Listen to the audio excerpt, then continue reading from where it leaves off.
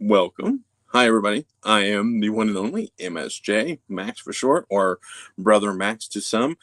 And welcome to NERDvember, as you can see behind me. I like to do this after doing the month of horror movies because, as much as I love horror movies, nerdy movies is where what really gets me up in the morning, because I love Star Wars and Star Trek and Doctor Who and stuff like that.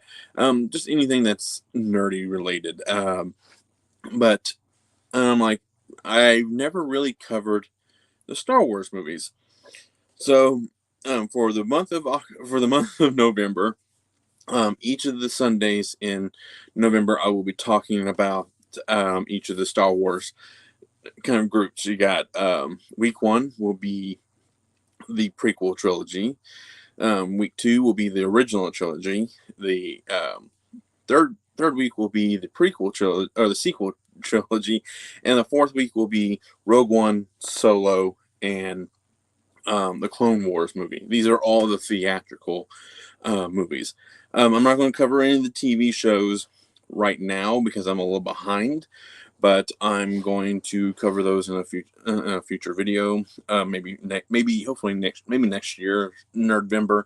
But as of right now, I'm going to just focus on the theatrical released Star Wars films. So, but yeah, I'm just gonna sitting here just waiting for anyone to show up before I really dive deep into this uh, this long video. Or maybe this not. Oh, hopefully not too long. But to kind of have a little bit of an appetizer, I do have a kind of some new additions to my figure collection. My wife bought me this Hogan figure. It was on clearance for $15, so I'm just like, and I need this for my Hogan collection. So hopefully one day I will do a figure video to show off all the wrestling figures and NECA figures and stuff like that throughout my room, because it's mainly just one big wall. I'm like looking off of it. You may see a few behind me, but for the most part, I have them all centrally located against my back basement wall. Hey, Pap, how you doing today? I'm trying as hard as I can. I'm going to try to limit the this discussion to strictly to the movies that I'm talking about. Obviously I'm going to have to kind of hope maybe what's it called, stray a little bit to kind of like talk about the experience of maybe watching this one versus this one, but for the most part I'm going to oh oh yeah, hey guys, how's everyone doing tonight? We got Pap, we got Bones, we got Echo in the thing. I think I put a link into the if you guys want to jump up and talk about Star Wars with me. Like I said, I'm going to try to stick it to strictly to the prequel trilogies. Oh, Echo. What the fuck is this? Oh. What's up? Not much yourself? What'd you say? I said, oh, not much yourself. How's it going? Chilling.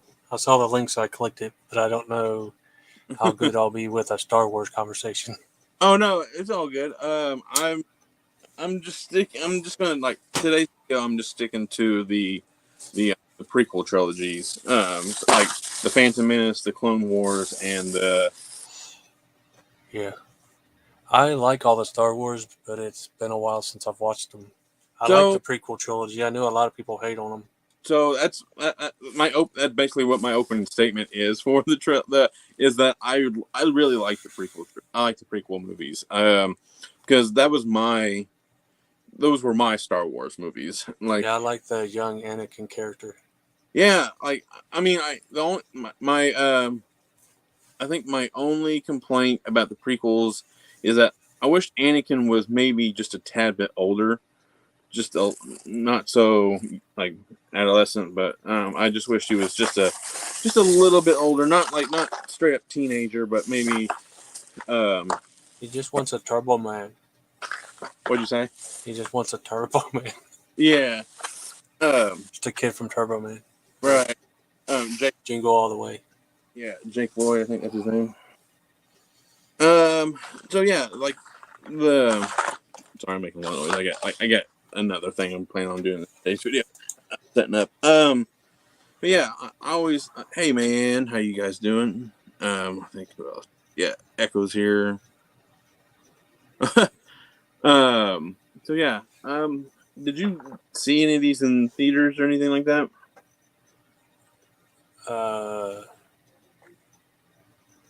I think I saw one of them in the drive-in with my wife, but yeah, it was a really long time ago.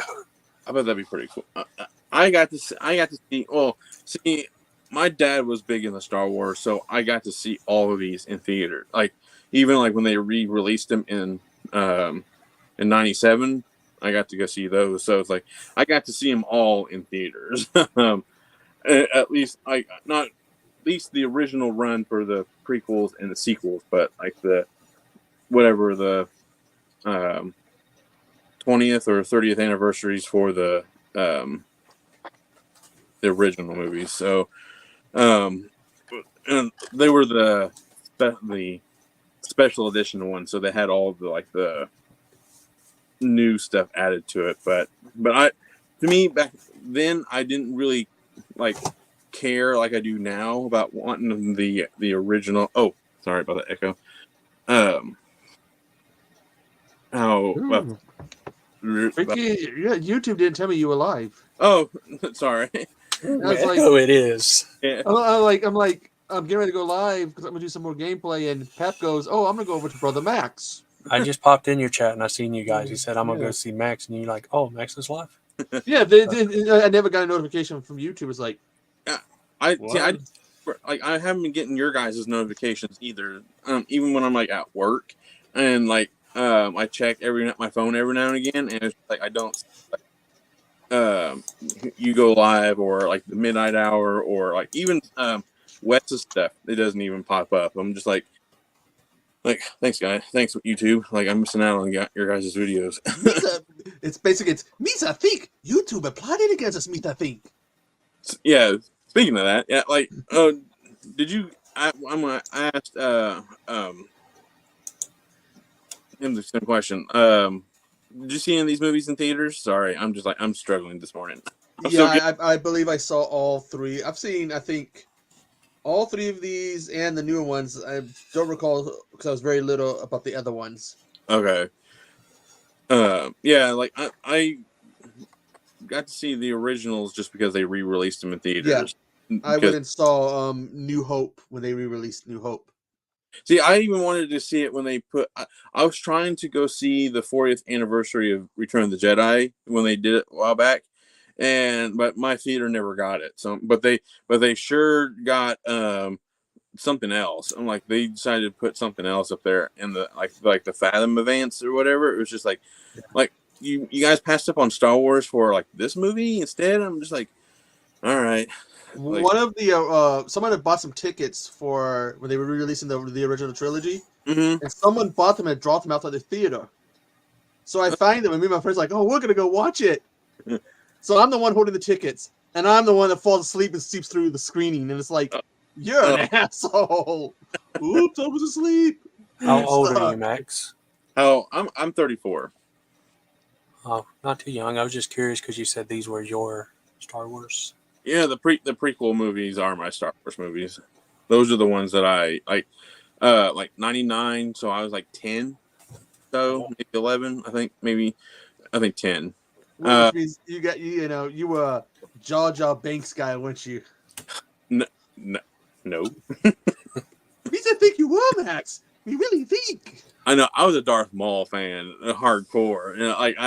I when I think Burger King or McDonald's had watches, so I had to make sure I get the Darth Maul watch and everything. I think it was Burger King because it came in a little tin case, and everything. It sounds sad. Burger King, they used to do all like McDonald's would do like little toys, but Burger King would do like stuff like that. They did this. I have the Star Trek cups from one of the. Oh, that's cool. I think it's the when they the first reboot they did. Okay. I don't have the boxes. I just have the cups. Okay. Yeah, but Burger King used to do all that cool stuff. Yeah, I who did like I have the when Batman Forever came out, I still have my glass from McDonald's, my little glass cup. It's, like so, like I was like so into like just getting that kind of stuff from McDonald's and Burger King and.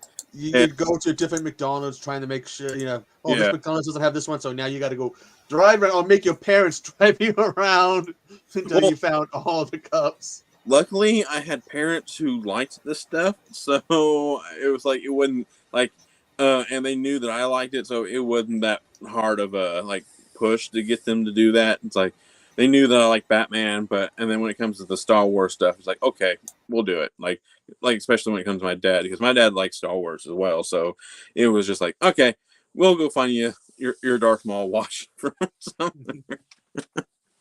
He also had one of the coolest sables because before everyone just had like here's a sable, it's either this color or that color. Right, and I think that's what was a nice appeal to Darth Maul was that he had the double saber and he could take on 2 Jedi, and it's Ray Park, so he's like very skilled. And let's not forget when he had that song "Duel of Fates," which is just that song is awesome. I just listen to that sometimes just to kind of like get me in a better mood, just because I like that song. It's so like that's a very epic score sound. It's just like and like the like that kind of like it just hey Russell, how you doing? Yeah, when you go to the music from the original trilogy, dun dun dun dun dun dun, and then all of a sudden and all that stuff. It's like holy shit, that's badass. It has a little bit more of an operatic feel to it, Like I mean, I know the originals does too, but it has a little bit more of a like grander feel, like because that's what it's supposed to feel like. Like the march. He probably got more money for this to do these movies than he did for the other movies. Because they're probably like, it's going to make us a ton of money, so we're going to give you a ton of money. Right. So go ahead and make us a kick-ass soundtrack. It's like, oh my God, that's awesome. Like John Williams, yeah, it was just like, that was just a master at work right there when it comes to the Duel of the Fates. And like the whole soundtrack for that movie is good regardless, but like that, I think that's like, if you had to like make a list of what came out of the prequel trilogies, that would be on that list. It's just like the song Duel of the Fates, it's just like, so. And when you go and you look at it on YouTube, you can have all kinds of people just covering. Oh yeah. Just that song. So it's like, it was just like, what one do I have that I think I have like kind of like a techno version of it. And it's like, it's just so good. I can't remember who made it or who. Darth Hobbs is in the chat. Oh, hey Hobbs, how you doing? The Force is strong in them. I sense much fear and anger. Fear and anger lead to the dark side. They do. So yeah, we're gonna start with Phantom Menace, and so obviously we'll get the elephant out of the room. Jar Jar Binks, like I don't. Looking back on it, I don't think he's that bad, but I never really was. I like Jar. It was Jar Jar was just Jar Jar. Like I think he's overhated. Yeah, that there was a theory that went around. That he was actually a Sith. See, I think Jar Jar's funny. Yeah. See, I think Jar Jar was perfect comedic relief for the little kids. Like obviously, like I grew up very different because I had access to movies that I shouldn't have been watching, or movie because I just had like a more of a mature way of looking at movies and everything. And like I was watching Predator and RoboCop way before I probably should have been watching those movies. So and South Park, like my house was the house that had South Park on, so just like So it was just like, okay. I mean, obviously, my parents did kind of screen the movies beforehand. And said she loves Jar Jar. Did you ever see the what was it, a Robot Chicken skit they did with him? Oh, I actually have them on Blu-ray. Where he dies and he's like, and he like, all right, he dies and he's like, I'm gonna get some sleep. Look, I have Eddie, the I'm Family a Guy Force ones. ghost. He's like, oh, son of a bitch, he's back as a ghost. I Yeah. have the Family Guy spoofs. Oh yeah, the Blue Harvest and something Dark Side. What I can't remember what the last one was called. Well, there was this. I remember when they redid the original trilogy. Mm-hmm. There was people that saying that if you watch the final part, you know, Return of the Jedi, at the end where it's cheering, people are saying you can hear him cheering. Oh, really? But I'd have to go back and rewatch that edit of it, and pay attention closely to that scene. If that is him at the end when everyone's celebrating, you know, yay! The other one is called "It's a Trap." Thank you. Oh, okay, that makes sense now. It's like it's fully operational. Okay. So yeah. Yeah, I love the spoofs and everything. For the Star Wars movies, like that's what like my dad would watch those with me too. So it's like Star Wars is like really heavily connected with me and my dad. So like you're gonna probably hear that ad nauseum throughout this. Okay, man. But yeah, like the first Star Wars movie I got to see in theaters, and then like that was like one of the first VHSs that I like personally went out and bought. Like I asked mom, I was living with my mom at the time, so and then like even I think the VHS had like a different version of the movie that was in theaters. I think it had a little bit more footage or something like that. So it was just See, I think Jar Jar. I wish they would have done something because in the second and third movies, he seems a little bit more smarter. Like I think they toned him down. And did he appear in because they did a series of cartoons and CGI stuff that's linked to the trilogy? I'm trying to remember if I'm sure he had to have appeared in it. Yeah, like the Clone Wars. I think he might have appeared in the Clone Wars and like some other stuff. But he does, like, if you look at him in like Attack of the Clones and Revenge of the Sith, like his character is like has matured over and everything, and he actually was like you didn't groan when he was on screen. Like he actually was like, oh, because he filled in for Princess Amidala. Yeah, he became a politician, Right? And it's like, oh, he's like, oh, okay, that's cool.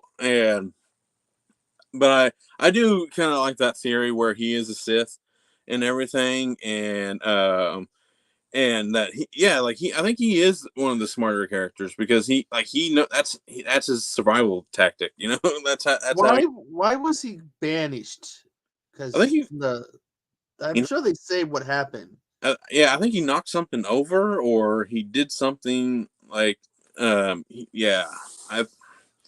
not quite clear on what he did either, and I've watched that movie. It's like Boss Nass's voice. He doesn't really like convey it very well, so I keep forgetting to put the subtitles on to figure out what he did. But I'm like, I don't like watching Star Wars with subtitles, so. Russell mentioned Spaceballs. Oh, I just watched that the other day just because I just needed something like milk. I was in a Brooks movie. May the Schwartz be with you. Man, that there's a lot of like great jokes in Spaceballs.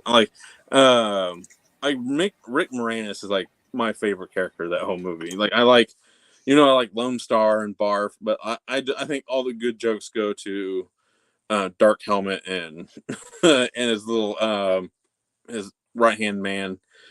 I think those are my favorite characters of the movie.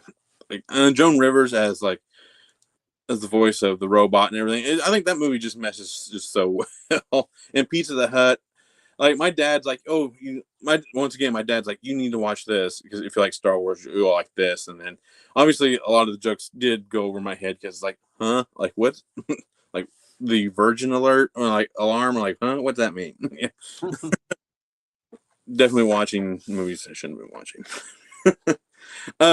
But yeah, like I did like the whole aspect. I do like Qui-Gon and a young Obi-Wan Kenobi, and it's just I like the story of the first movie a lot. Given that has Jar Jar, and I like I was telling, he was I wish Anakin was just a little bit older, not too much, but not as young as he was, and the whole midi chlorian things. I don't like. I'm not a gatekeeper when it comes to that stuff, so it's like it didn't really bother me. Like I just wished it was maybe a little bit more of a mystery. It didn't need to be explained. That's what I'm trying to say. Like it's just the Force. It's like what binds us all together, So it's like, and also the thing about these movies, because these movies are as much as Obi-Wan's backstory as it is right, Anakin's. We can see both of those characters how they started off as rough, and then by the end we saw how they were closer to what they were in the original trilogy. Exactly. Like one of the opening, like the first real two people you see is Obi-Wan and Qui-Gon, and then one of the last people you see in the prequel trilogy is what Obi-Wan looking over. Is that in that Revenge of the Sith? Oh, he's handing off Luke off to Owen in Peru, and then you're seeing Vader on overwatching the construction of the Death Star. Right. Yeah, that's it.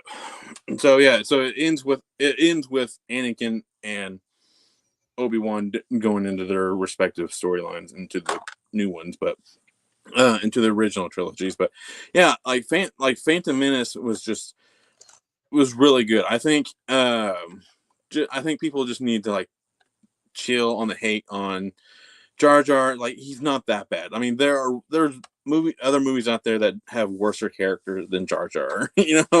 Well, and then we got some games. We got racing games. We got those from this, which I suck at. I kept winning them and I realized this sucks. I want to lose some races. I don't want to win every single race. I've just got a question here. The origins of Chewbacca. I think like from Clone War, or the Attack of the Clones, where they on Kashyyyk. Is that what you're talking about? Isn't one of the ones at the end when Yoda's saying goodbye? Yeah, one of the ones you say goodbye to is Chewbacca. Something. Yeah, he's like he just kind of like it's like bye Chewbacca, and then he gets in his little pod and like off he goes. Yeah, it's like wait a minute, that was Chewbacca. Oh, yeah. Yes, Jar Jar. What do you think about the origins of 3PO? See, I actually don't mind that. That explains why he wants. I understand why he wants R2, because he knows R2, and obviously he probably and he also wants C3PO back because that's his robot. So it explains why he would want those droids back. When he kind of makes a big deal out of like getting the droids in the first in New Hope and everything, and I do like seeing an early version of C3PO. It's like, oh, he's just like, I'll come back and finish you one day, and that like I did like that line, and makes you like shows you that Anakin did really have like he was he was a skilled pilot. He was an extremely intelligent guy. He was able to build a robot as a kid, a high functioning robot as a kid. Right, and like even Qui-Gon said that him being able to pod race takes great skill, like, and it's like he's like he must have like the Force, and like kind of that's kind of like that's why I like Qui-Gon as well, because he's like in the Weird Al parody, like you can stick it in your pointy ear, because he's like obviously he's a master and everything, Jedi master, but he's like, I will do what I want to do, but at the same time. Okay, here we go. This is a good question from Hobbs. Who would win in a fight, Chewbacca or Worf from Star Trek? No weapons allowed. Well, it is Chewbacca because he's extremely strong. Yeah. So yeah, like Worf may have better fight tactics, but Chewbacca is just too strong for him. Like that. Like plus Worf has a weakness. He's got a bad back. You watch the show, he had that back surgery, so his back's not going to be 100% even after the surgery. Right. So Chewbacca could just land a blow there. I'm trying to keep it strictly to the prequel, but there's a deleted scene for The Force Awakens where Chewbacca actually just rips off a dude's arm, and it's like the Junker dude that Rey sells all this stuff to. He rips off that dude's arm, and who's also played by Simon Pegg. But it's just like, oh, it just shows you like he just did it with like ease. Like, oh, your arm's off. Like, let the Wookiee win. That's basically. Yeah. But yeah, like, did you guys do you have like a favorite moment in Phantom Menace? I'm gonna go that fight at the end with Qui-Gon and Maul. Yeah. And then after he kills Qui-Gon, that scene is he's just sitting there, he's just waiting. Right. Like, I think that is definitely the defining moment for from Phantom Menace.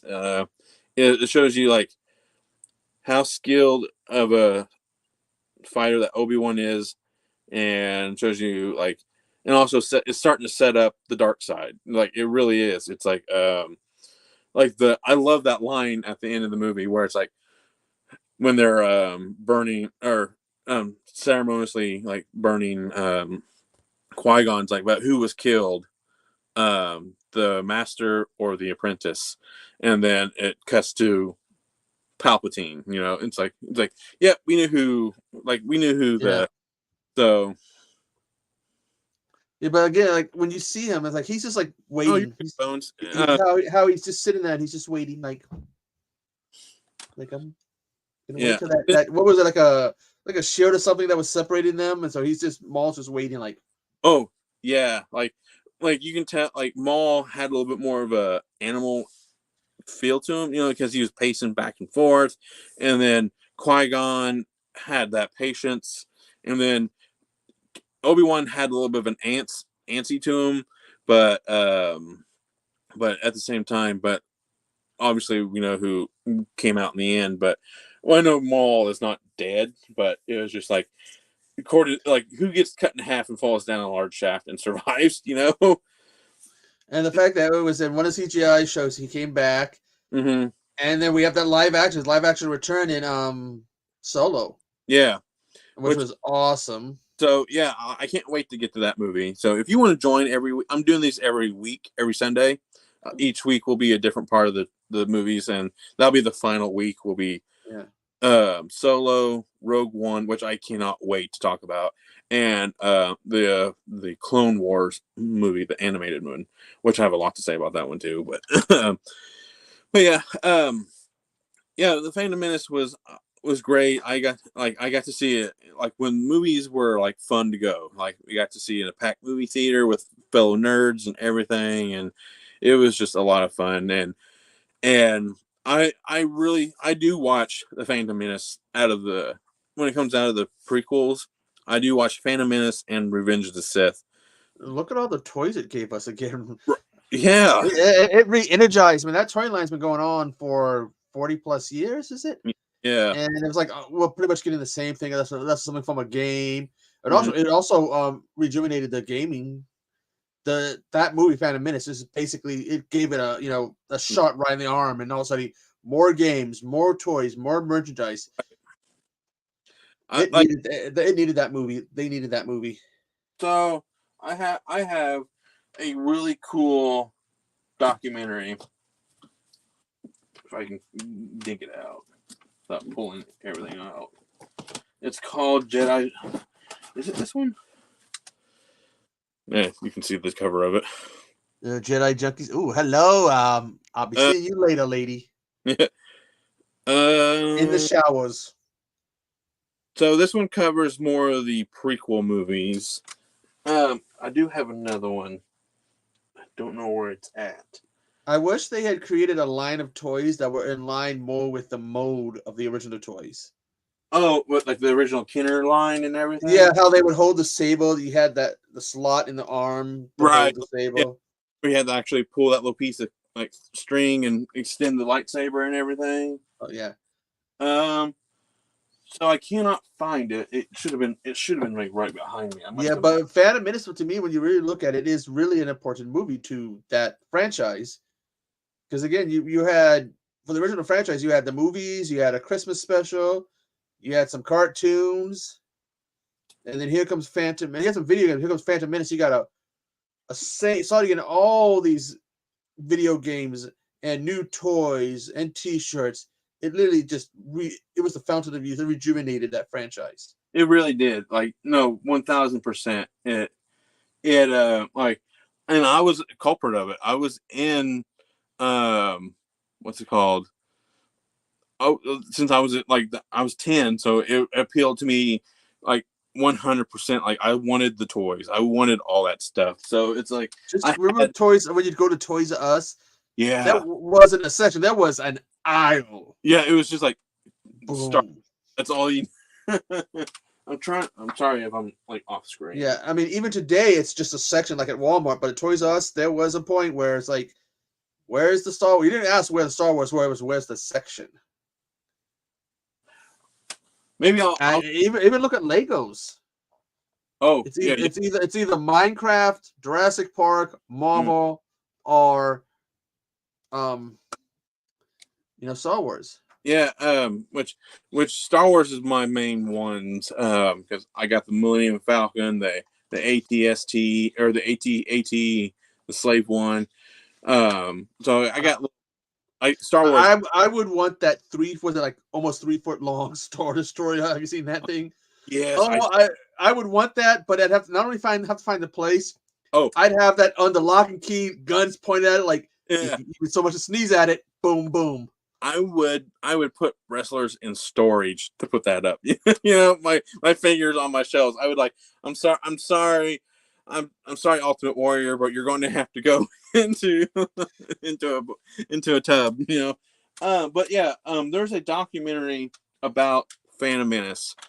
I can't remember what it's called, but it's about this guy waiting in line to see the first movie, like the Phantom Menace.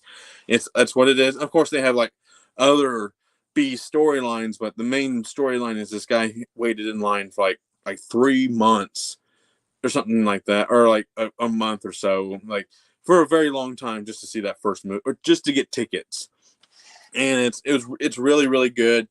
But there's one thing though, if you talk about Phantom Menace, there's one dark thing that has to be talked about though. What happened with that boy? Oh, Jake Lloyd. He got picked on and bullied and all that stuff. Yeah, I forgot about that. Yeah, got rid of he had all these toys he had for there, and it's like no. That was the downside, but and Padme, who didn't fall in love with the Queen? Now we know why Anakin liked her so much, right? And that was a cool thing they did while you had the stand-in, while she posed as a servant. Right. I think Keira Knightley was her stand-in. Yeah. Yeah. And that was actually a pretty cool thing. I mean, I can't. So for the next video for the next week, I'll have to try to find that one, because if you really like just fun documentaries, this one's a good one to watch, and this is heavily on Star Wars. I think maybe this is it. I don't think it is. But there is a what's it called? Another documentary just about people waiting in line. It's really, really good. And then obviously Phantom Menace also kind of spawned one of my favorite movies of all time, Fanboys. I don't know if you've seen it or not. I've heard the name before, yeah. So I love that movie.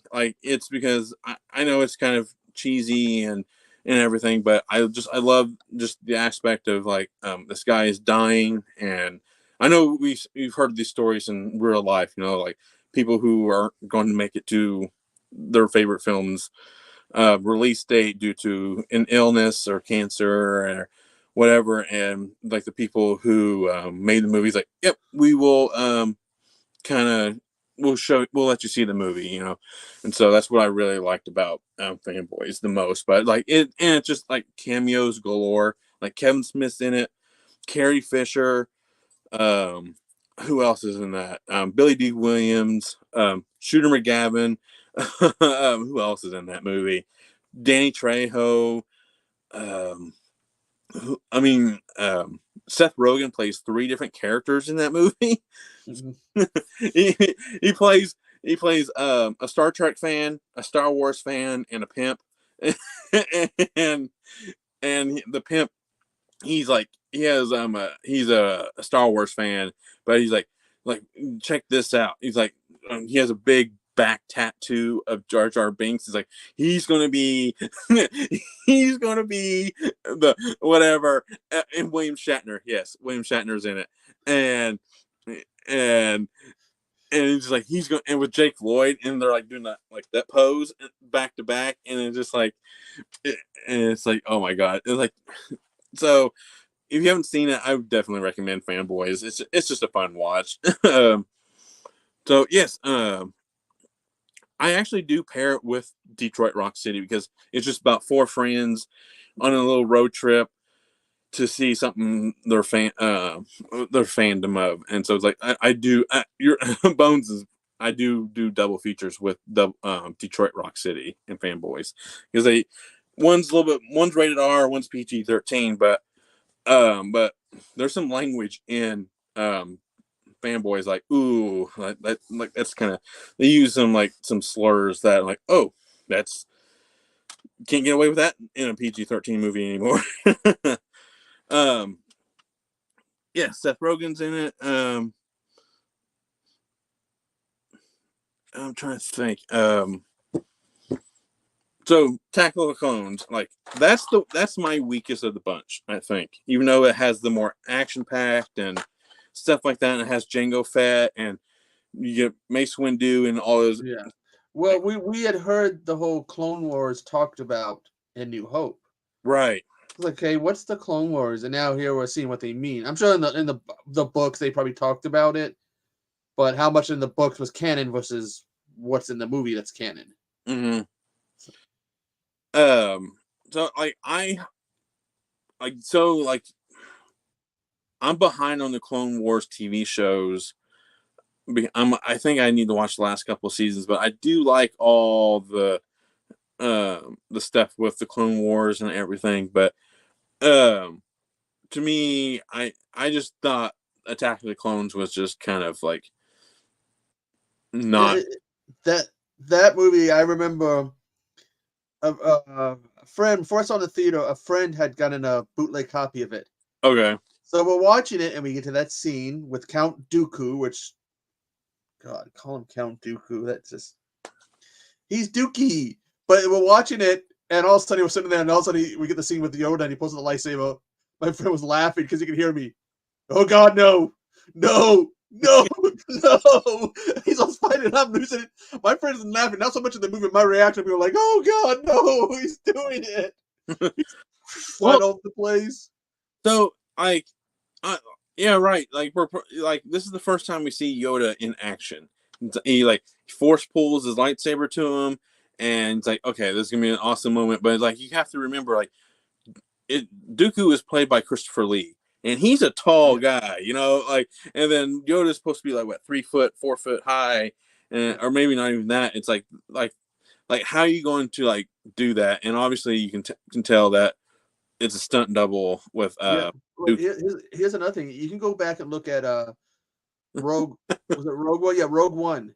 There were limitations on what they could do in those original movies. So they could never do that with the marionette, the puppet or whatever for Yoda.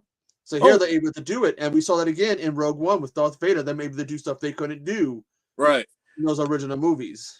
So, you brought up a point. I forgot that in the original version of Phantom Menace, Yoda was a puppet, and then later releases they transferred him over to a CGI character to make him look. In some scenes, didn't There was someone they did have someone play him in some scenes. And then you actually got to see another Yoda like character, like Yaddle, I think that's the name, or Yaddle, yeah, something like that. Yeah, like that's cool. I didn't realize Tobin Bell had a channel. I know Christopher Lee was in a metal band. Yeah. But yeah, like I see, there's aspects of Attack of the Clones that I really, really liked. I did like that the Sith was building a whole army.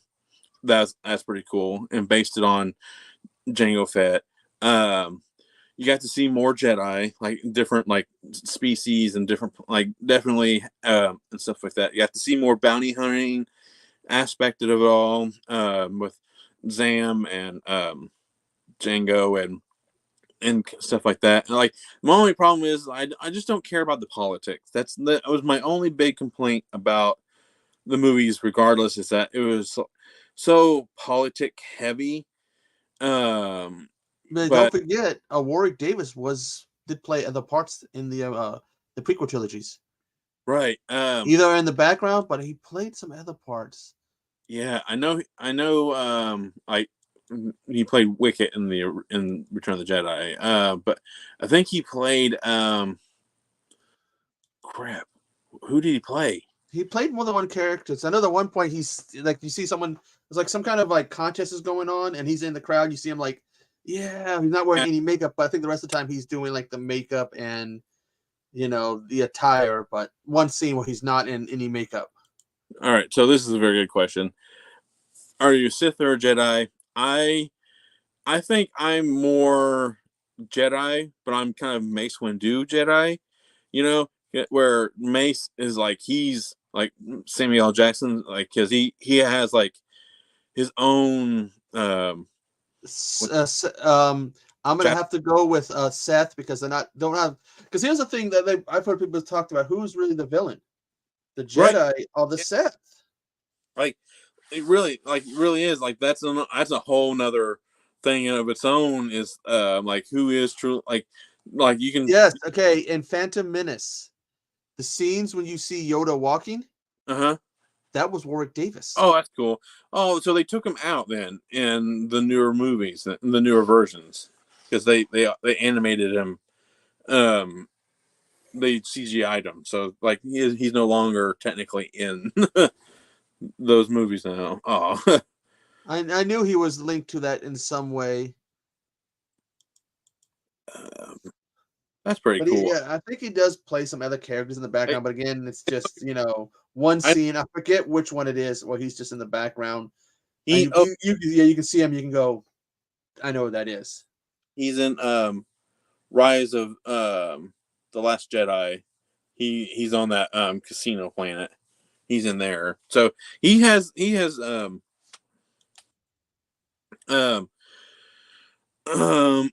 definitely Jedi.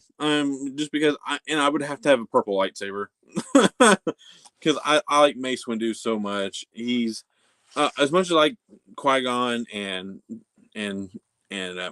what's his name, Obi-Wan. I think there's a really cool book called Shatterpoint with it's all about Mace, and it shows you that Mace Windu is a force to be reckoned. Like he literally almost killed. To skip ahead, like he almost killed Emperor Palpatine. Like that shows you how strong of a Jedi he is. And if it wasn't for Anakin, Palpatine would have like been gone. Like he's part of why. He was also part of why we find out that why Palpatine looks the way he does. Right, and so it's like exactly. So it's like Mace was no wonder he was like the man, on the Jedi, on the council. Like, yeah, Yoda's the face, but if you had to get stuff dirty, Mace was to be the one who. In the second movie, we even have somewhat of a cameo by Qui-Gon Jinn. Right. When he's killing those things, you hear that, Anakin, no. Yeah. Yeah, he played Weasel. That's. Okay. So he played a lot. Yeah. I haven't seen you in a while. On the Old Republic movie, I haven't heard much on that yet, so I'm a little behind on my Star Wars stuff. But I need to finish. I'm like halfway through Mandalorian season 3. I need to watch Andor and the Ahsoka show. Those, we know how Andor ends because Andor is the prequel to Rogue One. So right. So yeah. Spoiler if you haven't seen, Rogue One, he dies. And I heard Andor is really good, so that's making me like very excited to watch that. And see, I didn't know that was linked to it because I was like, oh, what's this? And then I was reading, oh, it's the character from Rogue One. Didn't he die? Yeah. So yeah. So yeah. Thanks for stopping by, Bryce. I wonder how they're gonna, when it gets the time closer to when that movie took place, how they're gonna tie it into the movie since it's linked to it. So I will. I do have a really good story for that, and I'll just tell it now, and I'll probably retell it again. But I didn't like that was probably one of the best twists I've seen in a movie in quite some time. Was like, or not a twist, a reveal.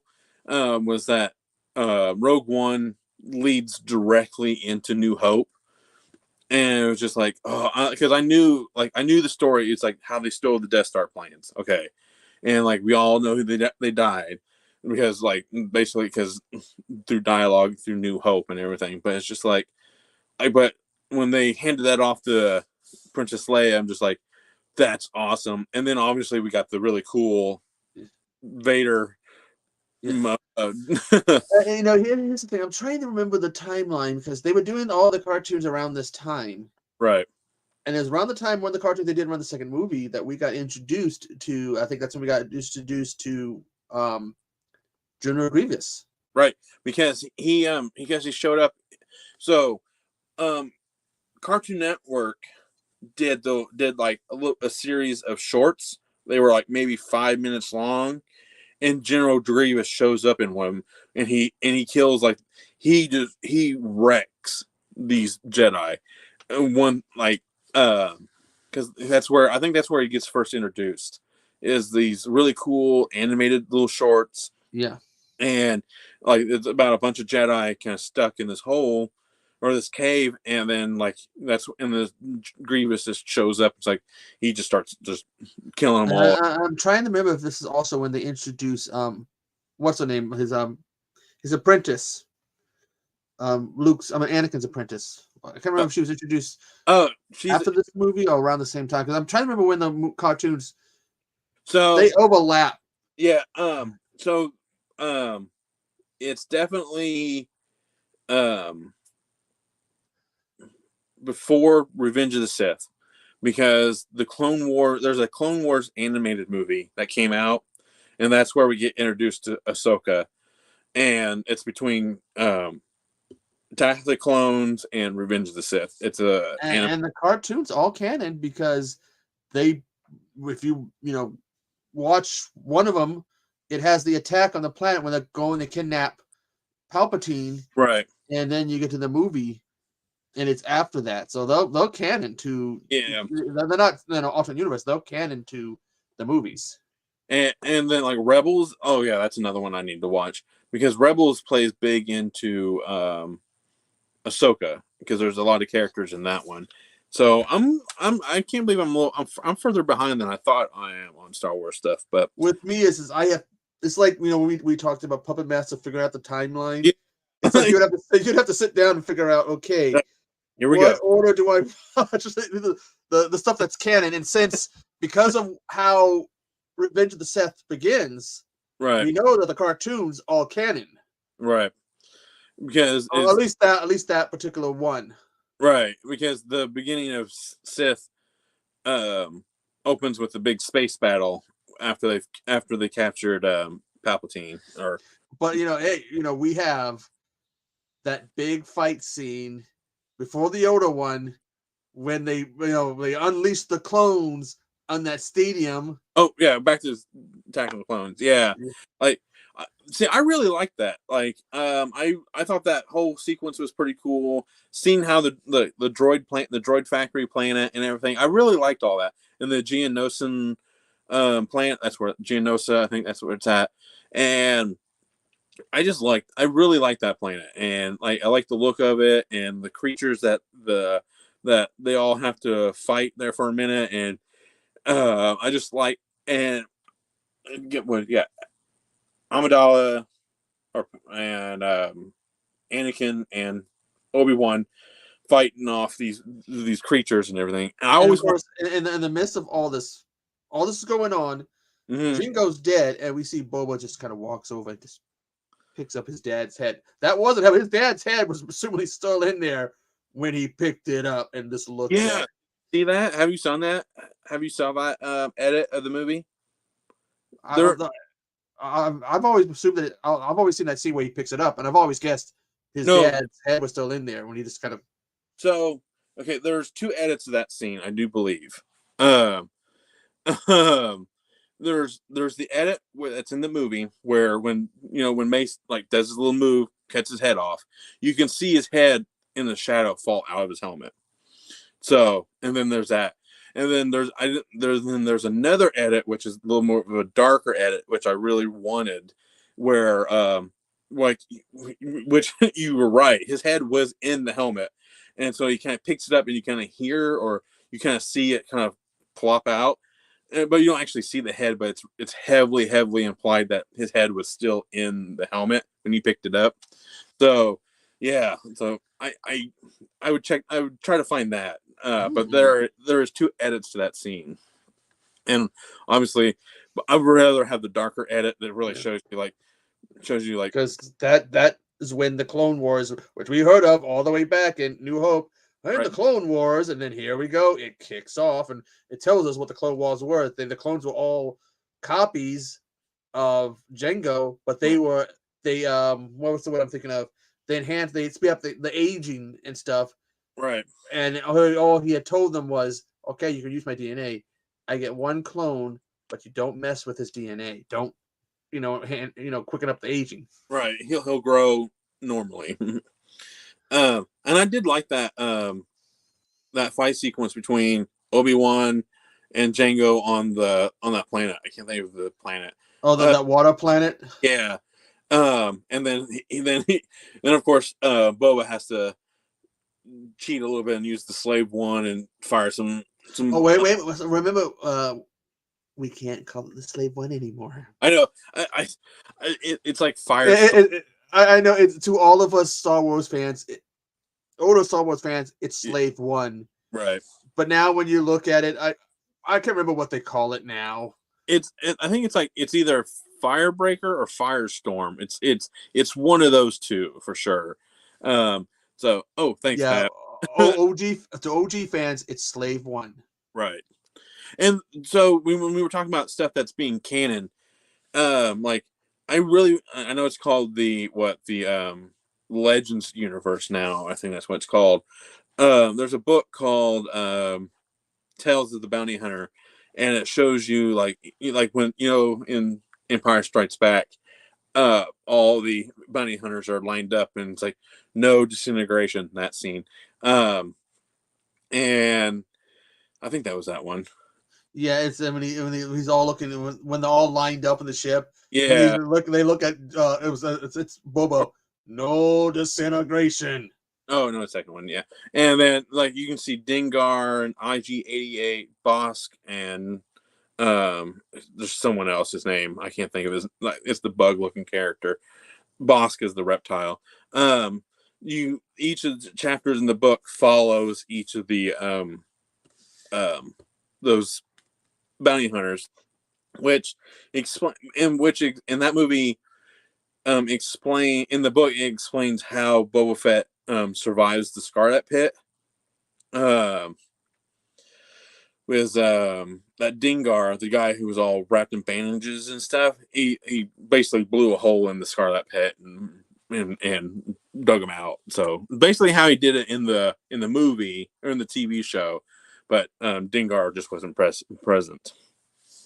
And so it's a really cool book. I highly recommend it. But what do you think about that name though? Count Dooku. I never liked that name. I think he has another. I think he has another name, and Dooku. I think he has a I can't think. I think it's is it Darth Sidious? Is that also his name? No, that Sidious is Palpatine's. Palpatine. Okay.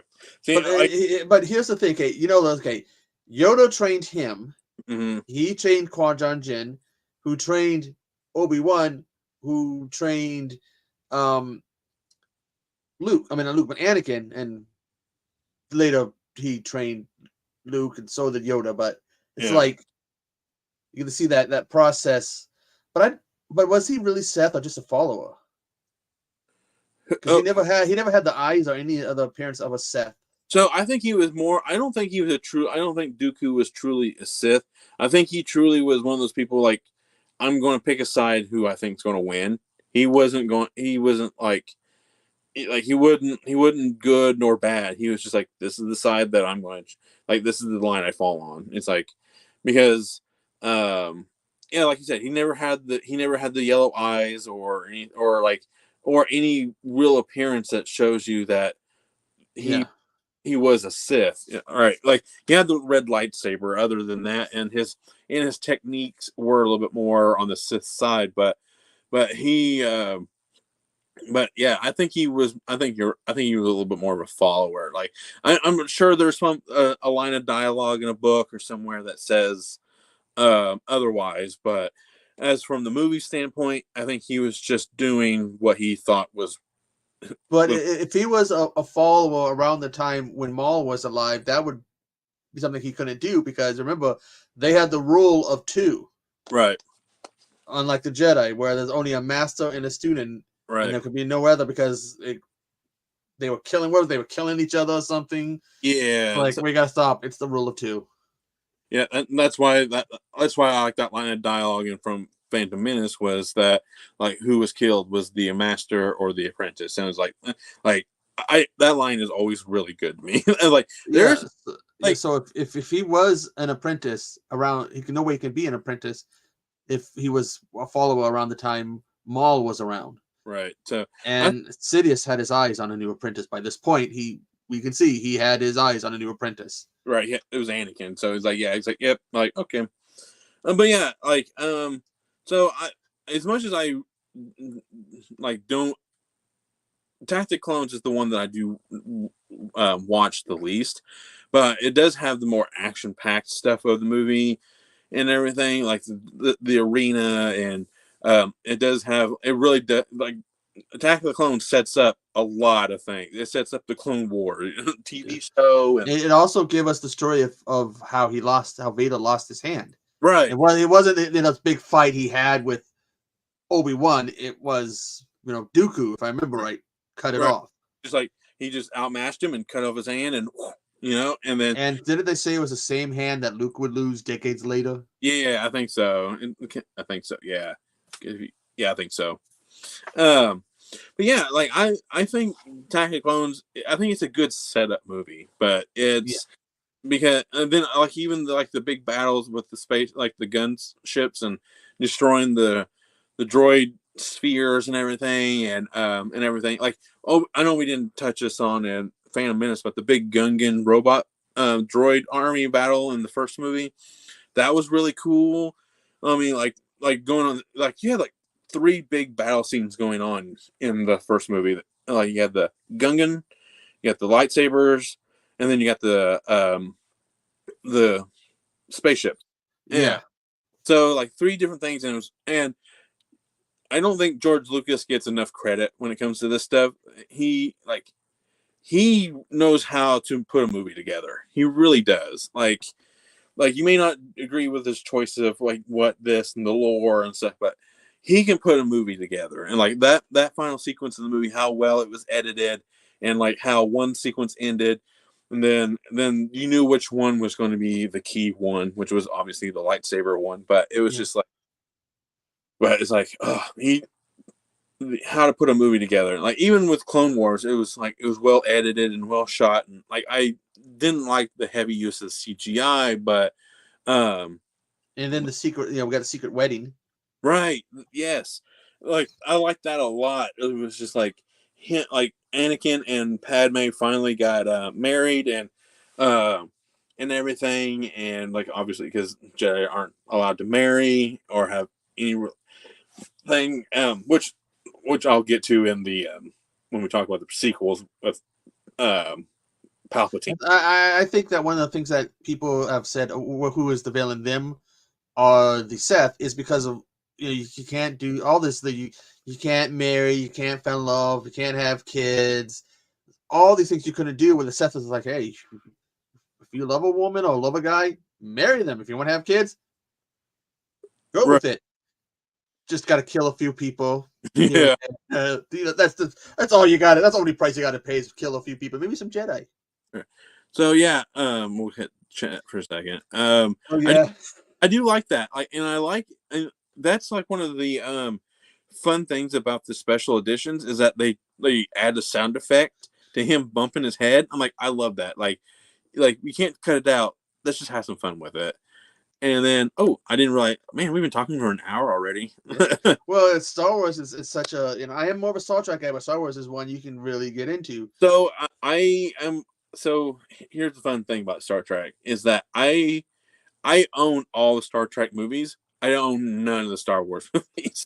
My mom has all the Star Wars movies, and I have all the Star Trek. The thing is, you're going back to the second movie. That's when again we started getting the cartoons, right, and all this stuff, and all these. It's like, it's canon because we had a character that was introduced in one that's now was brought back for Mandalorian, and then has her own show, right? And you had Grievous who showed up in one, so it's like, yeah, this is canon. These cartoons are all canon. You can't say some of the books and other stuff that's an alt story. No, this is canon.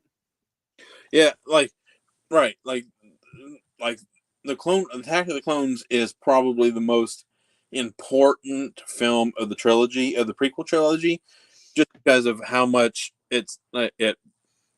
how much content it has allowed to be created. And so, and then even like the cartoons even go past Revenge of the Sith because there's storylines that take place after Anakin has turned as Darth Vader, and the Empire has taken its hold on the galaxy, and they stuff. Brought back some of the characters for Rebels. Right. Oscar, the blue skin guy. Yeah. He was a character introduced in the books. Right, Thrawn. Yeah. Yeah, he was in the books, and all of a sudden he's in the cartoon, and now he's in a show. Right. And I think it is like which is interesting because I thought the Thrawn trilogy books were considered legend storylines because I thought that, but apparently they were finally bringing them in. So I'm wondering if those books are considered canon now, since that's where he first appeared. Or I don't know. No, because I think Luke in those ones did have kids, and right and then Leia had kids. They had different kids, much bigger families. Right, Mark, all that good stuff. So yeah, right. So I think it's just the character they took from the thing. I forgot. I totally forgot about the whole kid thing. And they have a book called Courtship of Princess Leia and like all that kind of stuff. So I forgot about that. Where Han finally marries Leia, I think, in that one. Yeah. So on to any final thoughts on Attack of the Clones? Other than a few moments, again, the Dooku fight, losing the hand, getting his head cut off. It was just like, it's an okay movie. Not as good as the first one. Right. And I love the, Revenge of the Sith is just because it filled so much in. So yeah, I think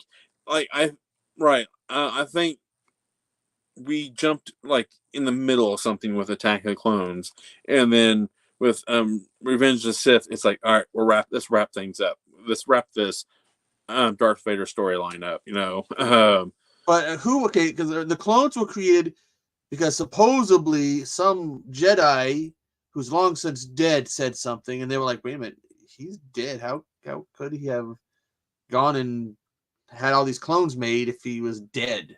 See, so I'm trying to figure out who it was. I think I think it was either Darth Plagueis. All right. It was some Jedi they said that had ordered the clones to be made. That's when he's talking, when Obi-Wan goes and talks to him, they give him a Jedi name, and he's like, and he goes and he reports back, is like, isn't this guy dead? How could he have given the order? Yeah, I think it was Jedi Sifo-Dyas. Yeah, it's like, yeah, he's dead. How could he have given this order to these people make these clones if he's dead? Well, now we know who actually did it because it was Sidious. Right. Yeah. And that's what I liked about Revenge of the Sith, is that we start to see how powerful he really is. You know, like how of a master manipulator he is. He gets the entire Senate behind him. He becomes the lead dude. He became it because he manipulated somebody. Was it Jar Jar? He manipulates to do a vote of no confidence. Yep. And that's they will let him basically get it. Right. And, yeah, like Jar Jar was the start of it all. So he is a mastermind. He took us all. He took everything down, and the galaxy far, far away. Damn that Jar Jar. I don't have. I only have like a select things that are George Lucas. I know, like, I got George Lucas related stuff that he's wrote, like Indiana Jones. I think or stuff he's produced, like Red Tails, and so Sifo-Dyas. I was right. Yeah, I got some of the Lego games on my PlayStation. I think I gotta re-download them because they kind of go. There's ones that do go through, the prequels all the way up. I just got the Skywalker, the Skywalker one, the newer Skywalker Lego game. Like, it includes everything up to that point. Yeah, because I used to have the Indiana Jones that only had the 3 movies. Yeah. They hadn't done the 4th one yet. Yep. So Pat was right. He is the master. He's behind it all. And the opening to Revenge of the Sith. Again, we had that, that episode of animated special that had Palpatine being kidnapped and on the ship, and them going, "We gotta go save them." Yeah.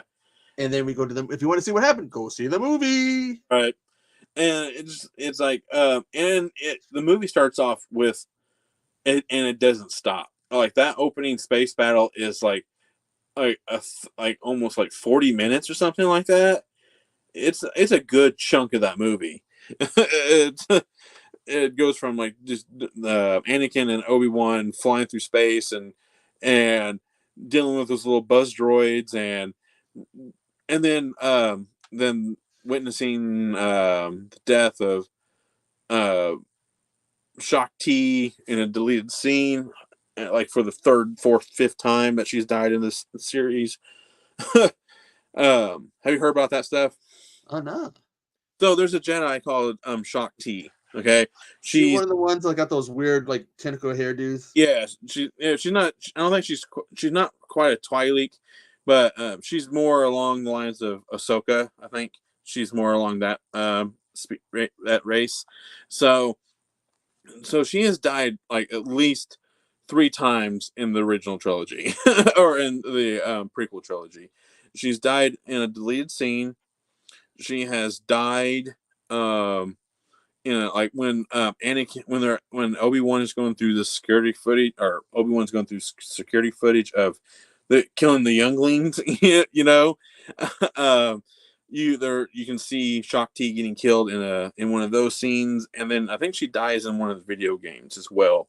So she's died like at least 3 times in this trilogy.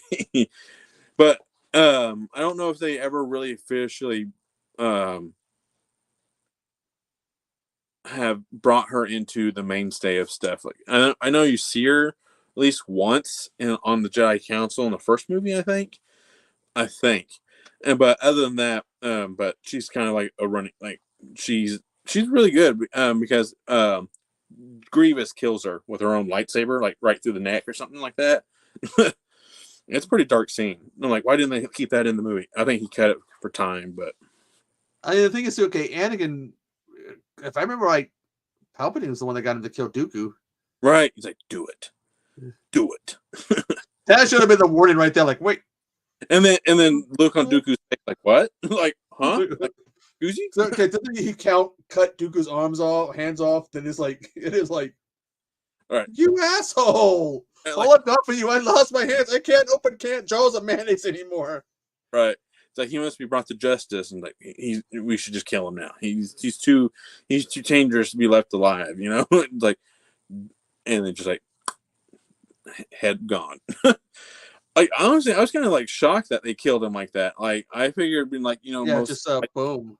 Like most lightsaber deaths are just like quick stab to the gut or chest, but no, it's like scissored his head off, you know. But yeah, like, and then I do like Revenge of the Sith, and it shows you like how dark, like when is it in this one where Anakin goes all kills all the Tusken Raiders because his mom? No, that wasn't the second one. Oh, so okay. They abduct his mom, and he's like crying, and he gets this look, and that's when you have that audio cameo from Quadra in. No, yeah. Anakin, no, no, no. Right. And he cries. He's like, I killed them all, men and younglings. Right. Which, hey, you know, future, you know, blink, look to the future. He's a child killer. Yeah. You know that now from that movie. He kills kids. He's got no problem with it. There's a robot chicken skit that's really good, where Anakin shows up to that room. It's like, Anakin or Master Skywalker, what are we supposed to do? And he gets all flustered and like, go to your happy place, go to your happy place. And then everything is like surrounded by like sunflowers and everything. So he's just going around cutting lightsabers in half or sunflowers in half with his lightsaber. And obviously these are like the kids in the room. And then it cuts back to his normal state of mind, and Padme comes home like, hi Anakin, and he walks in and she sees the aftermath of him killing all the younglings and everything. It was just like, it was a pretty good skit. It's just because the sunflowers were actually like running away. Yeah. And he's just like terrible. And what a cool shot though too is when he's got the hood on and when they call him and he just kind of, you see that turn. Not only his eyes yellow, but I swear there was something like a rings around his eyes. Yeah, I love that shot of just that turn, like he's looking at the kids. So yeah, like I mentioned, like George Lucas knows how to put a movie together. Like he knows, he's I know he gets a lot of flack for like some like his, like I mentioned once again, like a lot his like choices and stuff, but like he knows how to move the camera. He knows how to edit, or like just present a movie that's epic, and give, regardless of what you think of of his like choice, like his writing. But he's like, you can't deny like there were some really cool shots in that movie. And we also get why Sidious, the Emperor, looks the way he does. It's not because he's an old man, right? He was using that Force lightning, and Mace had that saber, and it came back and it disfigured his face. Right. And that voice, he'd be like, oh, I am Palpatine. I am the Emperor. Then that right there, like him, shows you how good of a saber a duelist he is. He kills like 4 Jedi within like 2 seconds. You know? He kills like Kit Fisto. I used to know all their names. And like 2 others. And then of course Mace is there too, but like he just like I don't think they just constantly Palpatine just caught him off guard so fast. Yeah, because with Mace's death is Luke one of both his hands. Because here's the thing, okay, people like to get the hand. He's like, okay, what are we gonna do here? We're cutting Anakin's hand off. Okay, what are we doing here? We're cutting both of Dooku's hands off. What are we doing here? We're gonna cut some of Mace's hands off. Yeah. And he's like, oh, and then he uses the lightning and throws him out the window. Unlimited power. out the window he goes. So in the Star Wars universe, keep your hands away from lightsabers and shit, because that'd be cutting people's hands off left and right. There's a running Oh, in the Marvel movies, there's a joke that everyone's losing their hands because it's a nod to Star Wars. If you if you think everyone who loses like their that right left hand or whatever, it's because of Star Wars. Like or like Bucky loses his arm, who else gets his arm, just like various people throughout the whole series who gets their hand cut off. That's because of Star Wars. But yeah, like then we get like one of the best lightsaber duels in the whole trilogy. Yes, the Emperor versus Yoda. Oh yeah, oh yeah, I forgot about that. Oh yeah, that one. I totally meant to say that one. Yeah, you're talking about that one, right? It's the one we've all been waiting for decades. We finally get to see it. We're finally going to see how Emperor Palpatine punks out Yoda. Yeah. So I went to see I got a funny story about that scene. Me and my buddy went and seen this movie, and they have the red guards that are there, like the Emperor guards, and we never see them fight at all. And Yoda, like just like hits him against the wall, and my buddy turns to me, he's like, "Man, we finally get to see those people fight," So, but yeah, it was just I liked that duel was okay. I liked the fact that it wasn't heavily on the what's it called, lightsaber side, where Emperor was just throwing the council chairs at him. It's like, oh, like just have some fun and start throwing stuff at Yoda, which I liked on that aspect. But yeah, you had a Sith master and a Jedi master. Yeah, these guys are supposed to be skilled, and I always felt that Sidious got the better of Yoda because Yoda had to go running away. Right. Yeah. Palpatine. Yeah. Sidious won, or Emperor Palpatine won for sure. It was like no hands, like no doubt about it. It was like that's why Yoda went into exile. Like and then we get to see really how unhinged Anakin was. Right. When she goes to look for him and he sees Obi-Wan, he's like, "You've betrayed me," and he starts trying to force choke her. Which there's another, look in the future, because we know that has Vader. He loves okay, was that Mad TV or Robot Chicken who made a joke about, he just likes doing it, just play along, It's Robot all you gotta do is change a name tag or something. He won't realize. Just play along. On somebody's like, "Hey, I'm Carl. I died 3 times," something like that. Yeah, it's Robot Chicken. Like I think, but yeah, that him force choking Padme was like, oh wow, like he's like you said, he's really come unhinged, and him accusing Obi-Wan and her conspiring against him and everything. It was just like, okay, like he's lost it. Yeah, and that is a kick-ass fight they have. Oh yeah, like I think that's one of the better like dueling lightsaber scenes in the whole like bunch of the movies. I do like the Red Guard room in Rise of the Last Jedi.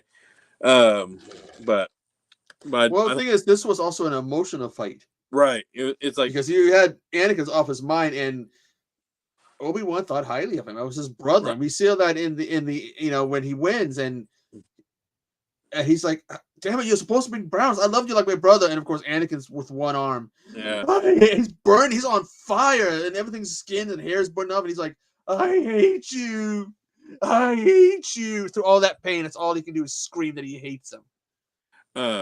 What was too short, Pap? I think he's talking about that fight that they had, that Yoda and the Emperor had.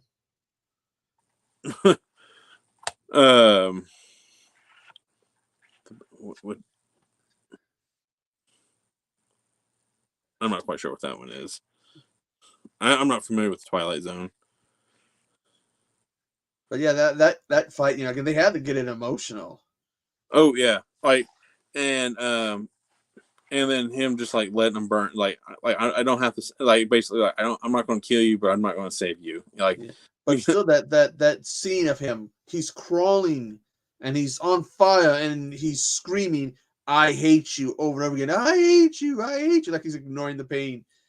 And then, of course, when the Emperor finds him, he's not screaming no more. He's black. He's extra crispy, and he's charred. Like but he's still like trying. Yeah. He's lost. Didn't he lose his other arm and lost his legs, and he's still like he's trying with his one remaining one. His only good hand is his robot hand. And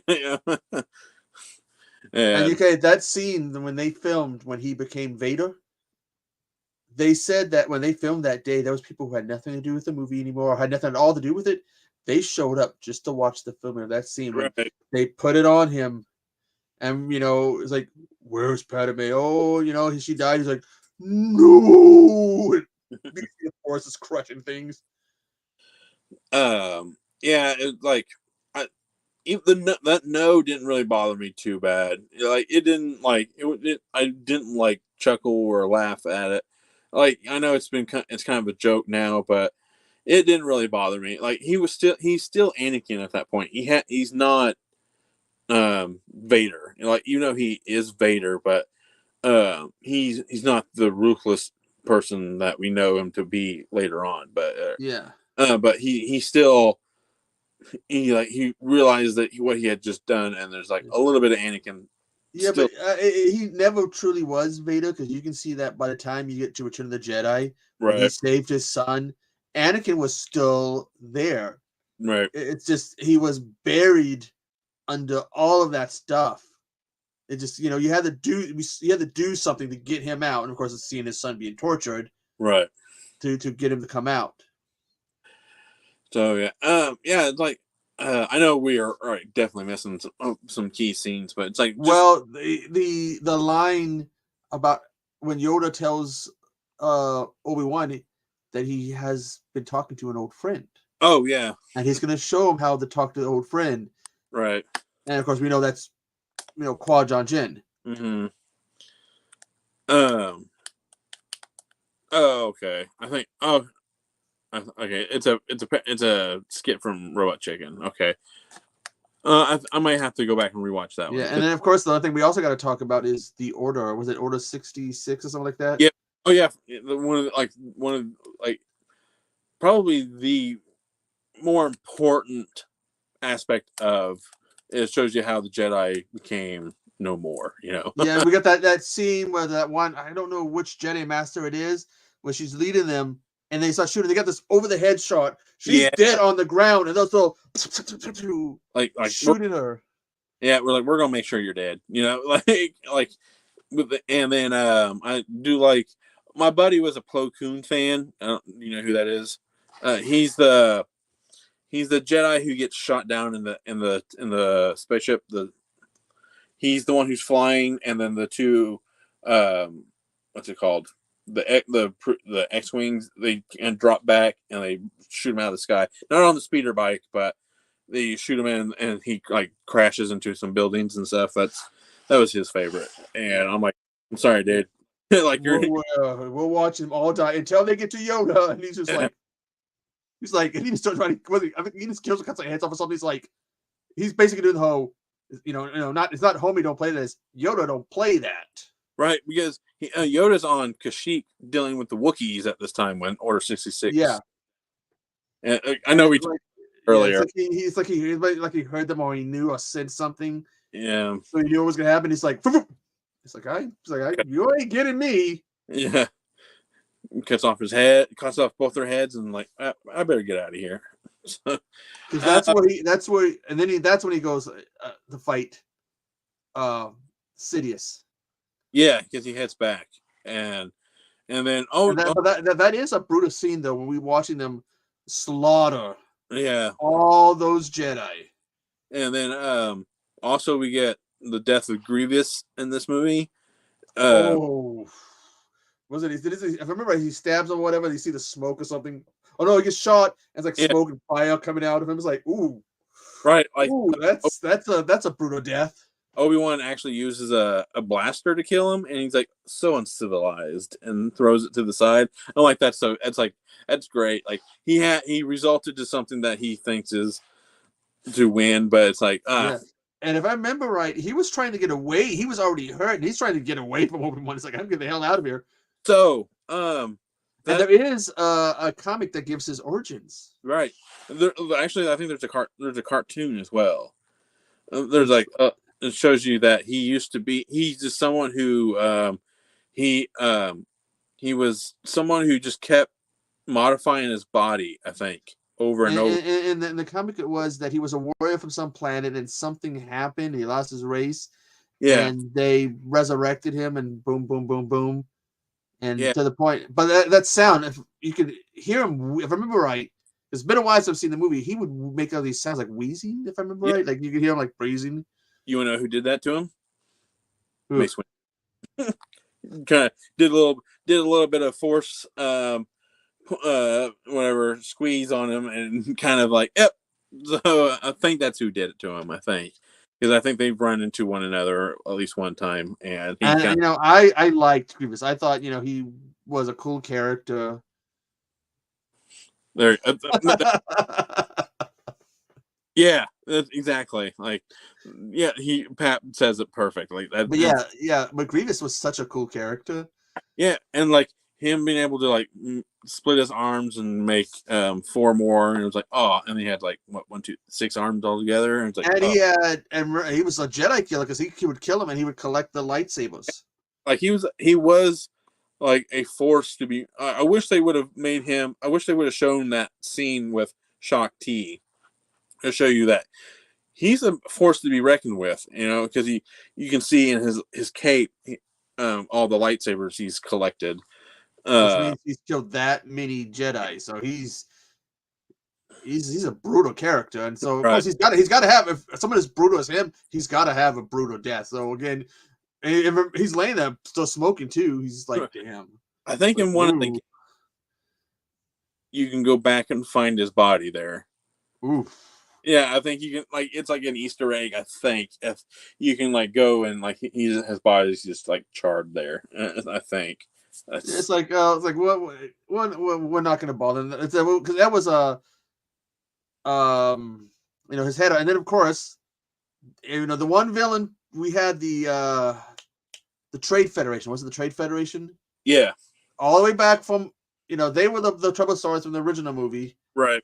And then once Palpatine's like, I'm done with them. He's like, Luke, I'm not Luke, but Anakin, go take care of him. Yeah, go on. Like, yeah. He's like, yeah, I'm done with them. I don't need them no more. So that's how he ended up on the planet. On that one planet was to take them out because that was what he was told to do. Right. And by this point he was Vader because he'd been re-Christianed. You are now Darth Vader. Have you did you play the Revenge of the Sith game? No, I haven't. I downloaded some of the games, but like the ones with Rivenus or whatever, who's lost his memory or whatever. You can play that scene in the game where you cut all the like the leader, like the Trade Federation guy and the guy who has to dial his voice in and everything. And well, I know what system was that on? PS2. Well, they used to have the PS2 on PS4 games, but now because there used to be a separate digital store for those. Oh, okay. But they don't do that no more. They're just mixed in with them. Before you could sit there and go, oh, PS2 and PS3, and there was a whole bunch of Star Wars games in there. I don't think Revenge of the Sith has made it to the storefront yet, but because I think it was a PS2 game for sure, which I'm kind of shocked that it isn't on there because that game's a lot of fun. Like there's some like fun. That's a fun lightsaber game. Because I think they had the pod racing one and what was a bounty hunting one, wasn't there? Yep, where he plays Django. Yeah, they had like those, and then the ones with Darth Rivenus or whatever his name was. Was it the one that had his memory wiped? Then you got the Star Killer ones, which I love on the PS3. Well, Pap, the animated shows all canon. A lot of them all canon. No, I will kind of like I do have to be in the like right mind, like wanting to watch the animated shows because sometimes the animated shows are a little bit too cartoony for me, Yeah, but like, look at Asaska or whatever, however you say his name.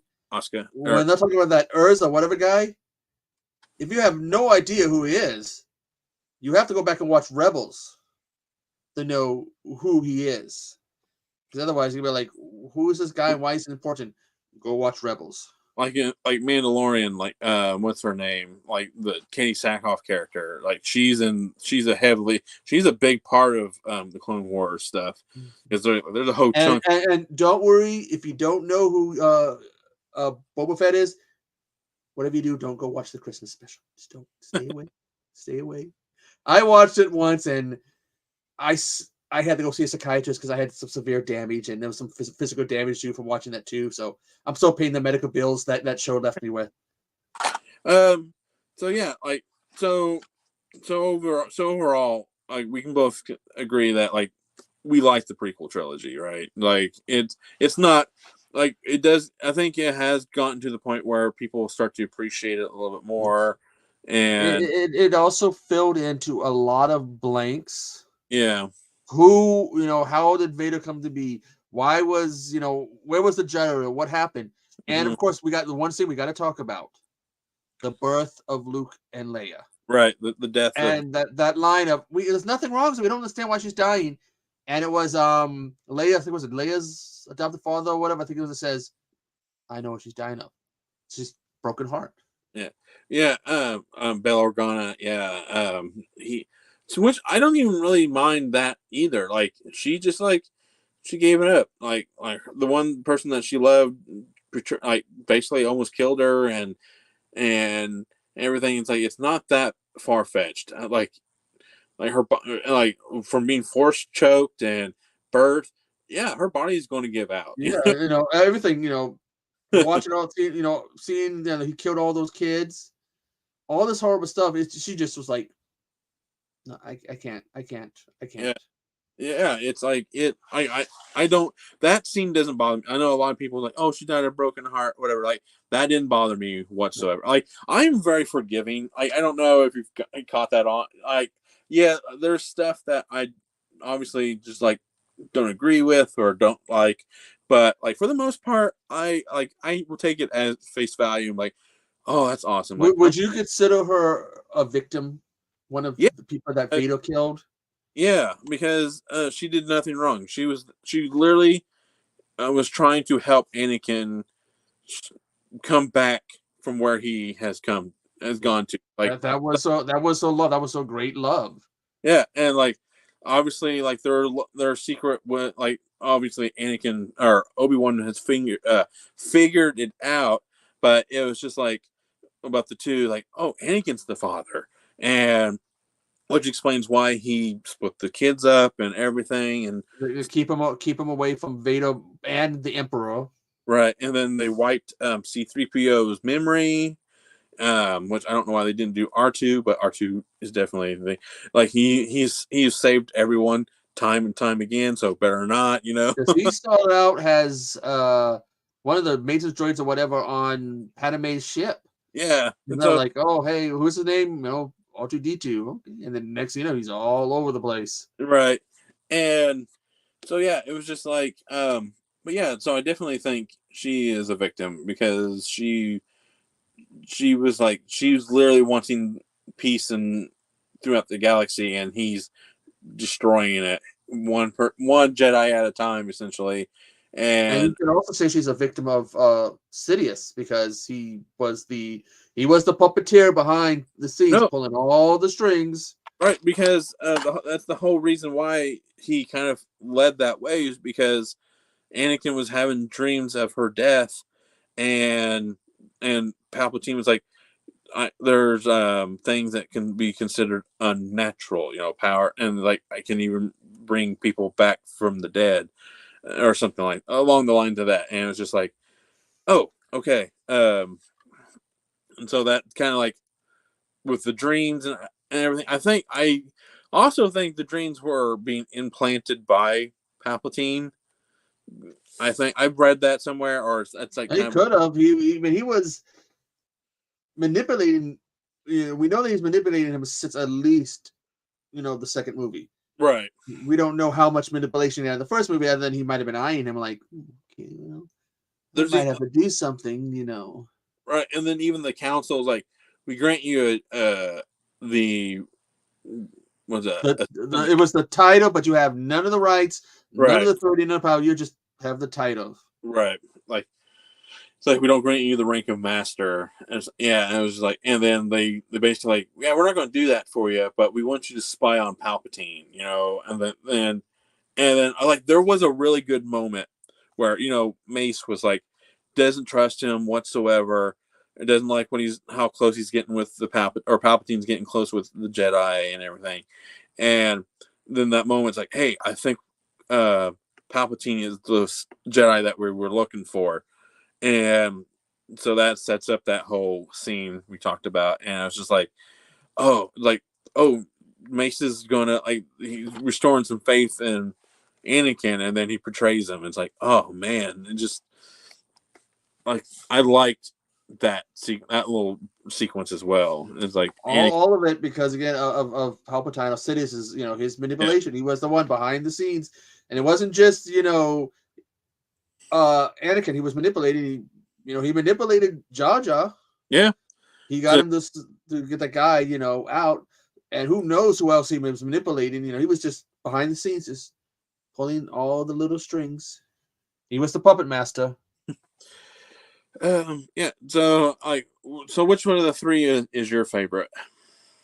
The third one, mainly because of that scene with Obi-Wan and Anakin. I hate you, I love you. You're supposed to make balance through the Force. Yeah, as much as I like the duel, the three-way battle and the duel of the fates, the first one, I think the emotionality of the final battle of Revenge of the Sith kind of wins it out. The Revenge of the Sith is my favorite as well. Yeah. And again, that answers that third movie answers so many questions. Again, what happened to the Jedi? What was the Clone Wars? Exactly. Why was Yoda on this planet? Why was Obi-Wan there? Why were the twins separated? Who was the mother? And all the stuff, like what was going on? Wow, all these whys. What was going on? And it's like you watch all these movies, and you get that third one. It's just like, okay, these are the final answers. This is what happened. The books have, but this kind of the movies are what's canon. And then they even closed the books on the droids from the first movie. Like the clones have replaced the droids, and because they killed the Trade Federation people, and it's just like they like, this trilogy is better than you really think it is. Yes, they have some bad characters with Jar Jar and some just really cheesy moments with on Tatooine with Jar Jar, but you got the pod racing scene, and just the overall growth of all the characters and everything. If you really sit and watch it, the prequel trilogy is really good. Yes, it does have some, like I mentioned, it does have some moments, but for the most part, these are really good movies.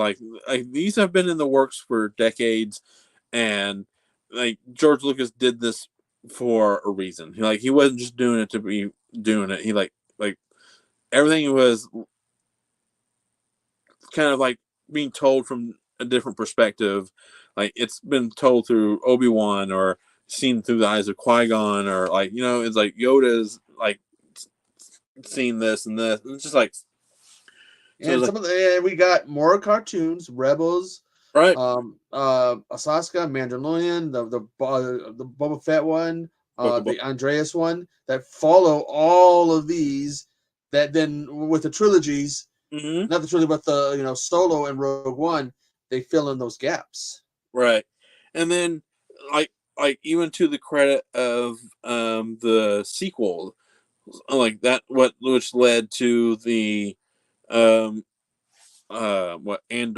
and the Ahsoka movie, and the show and the Mandalorian stuff, and because it sets the time periods between those movies and the prequels and stuff like that, and so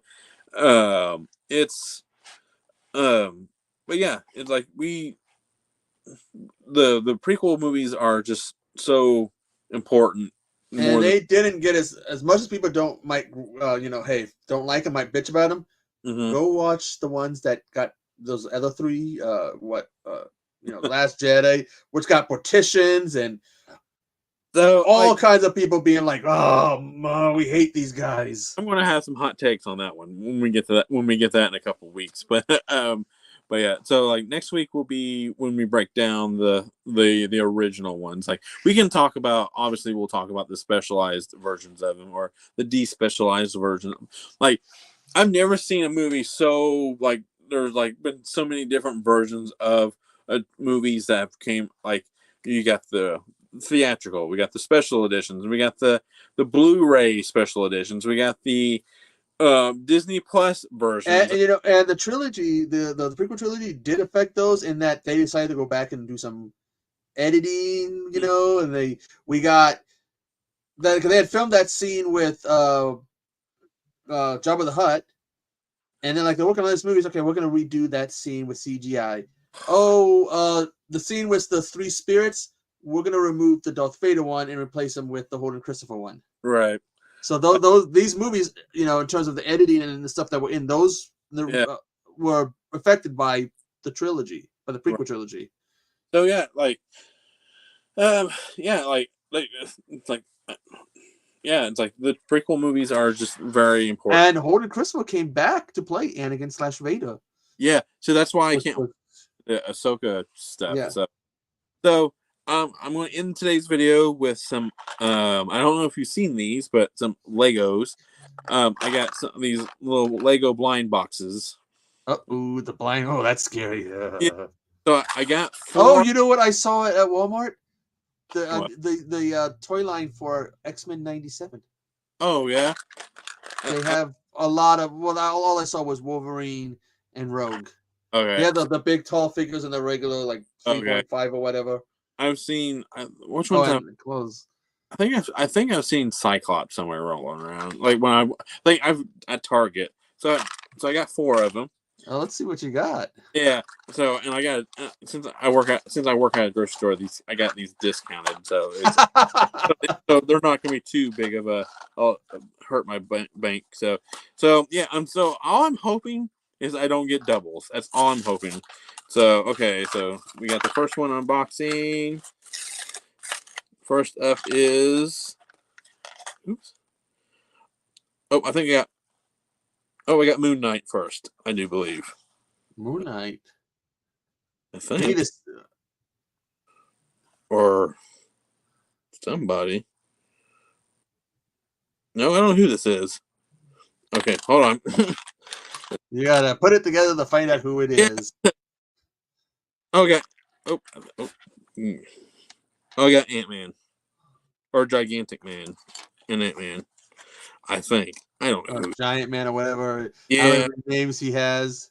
So this is actually one of the ones I kind of wanted. So just because it comes with a miniature Ant-Man. Oh, that's tiny. Yeah, so it comes with a couple of them. So the reason why I'm not quite sure who this is because it has. I'm not quite sure that it is. Maybe it is Gigantic Man. Oh, Giant Man? Yeah. Well, Giant Man's costume should be similar to Ant-Man's. So if it's Ant-Man, it could be one of the characters from one of the movies. Yeah, maybe. Yeah, I should open They don't give you a checklist. Yeah, I'm opening it right now. They show you who's on the box, but they don't show you. I didn't realize that that's what Ant-Man or that character looked like. I'm struggling with this book. Here we go. Who do we have first? All right, here's our little checklist. So there's. Oh, I didn't realize there's actually more than what the box says. So that's cool. Who do we have? It didn't say. It doesn't give me the names. So this is the list. I'll have to look at it. Well, wait a minute. That one with the helmet on is what it looks like. Yeah. That is probably one of the characters from And The second movie, maybe. I'm going to guess on that one. I'll have to. If someone's in the chat still here, let me know. Look up the Series 2 minifigure blind boxes. Maybe that'll help. So that's pretty cool, though. I do like. That's actually one of them, the ones I wanted, so he'll go right there. Okay, trash. All right, we got 3 more. Hopefully, the next ones will go a lot easier. And oh, cool! We got the Werewolf by Night dude. The werewolf. So that's actually a pretty good one. Let me get that together. Goliath, maybe. Let me see. Oh, maybe that's it. So here's the werewolf. So yeah, it's Goliath. Okay. Oh, Lawrence Fishburne's character. So you're right. It is from the second one. Thank you. All right. So it was saying who's in the Series 2, and he was. Okay. Agatha Hawkins, Kate Bishop, Hawkeye, Moon Knight, Mr. Knight, She-Hulk, the Werewolf, Goliath, Storm, Beast, Wolverine, and Echo. Who they dropped the trailer for her show. Have you seen it yet? No, not yet. They released the trailer for it. How does it look? Looks okay. Looks okay. Looks like there'll be a bit of a story, and we see that Kingpin's still alive, but it looks like he lost an eye or something. He's got a bandage over one of his eyes. When I get off here, I'm going to go watch Invincible and watch that series, the new season of that. So I'm very excited for that. So there's gonna be a Werewolf by Night. Yep, that's pretty cool. That has Swamp Thing in it, and which Man Thing. Man Thing. My bad. It's easy. I mean, they're both got the word. They're both swamp creatures and got the name Thing in their name, so it's easy to get them mixed up. Swamp Thing is DC, or DC or yeah. You know that's a common mistake because characters are so similar and stuff. I should be like remembering that because it's Marvel's giant sized man thing. That's how I should always remember it. Oh, that came out sounding so wrong, Max. Marvel's giant man thing. Oh God, Max, that's so wrong. I know. Okay, so our next one is Beast. So we are no. So I know we're going to get a double. That's going to bug me now. Like we're going to get 3. Which all comes with cool. Beast comes with a coffee cup and a little what's it called? Beast was a fun character in the late 90s cartoon. Yeah, I liked I did like that. I love the 97. He's in prison and he's just like reading all these books on poetry and science psychology. He was a scientist or a doctor or something before, so he's a super smart guy. Did you? I know our talk about Star Wars is over, so we can talk about anything. But did you like the X-Men movies? I thought about it. I was actually kind of like a toss up. I almost thought about doing the X-Men movies but I didn't want to like. I've seen them all, but the last one. Okay, I just didn't want to like go through the timeline. Like that was what my deciding factor of it all. Yeah, and they both didn't exactly deliver on the Phoenix. Yeah, like both or all 3 times, 2 times. I don't know. It's just like, it was just. I didn't want to just do that again. Not that yet. Okay. So,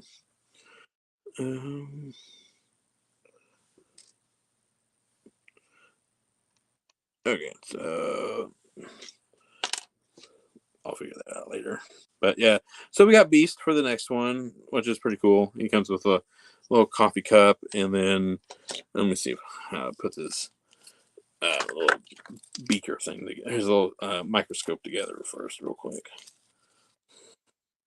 It's not being clear. That's the only bad thing about these.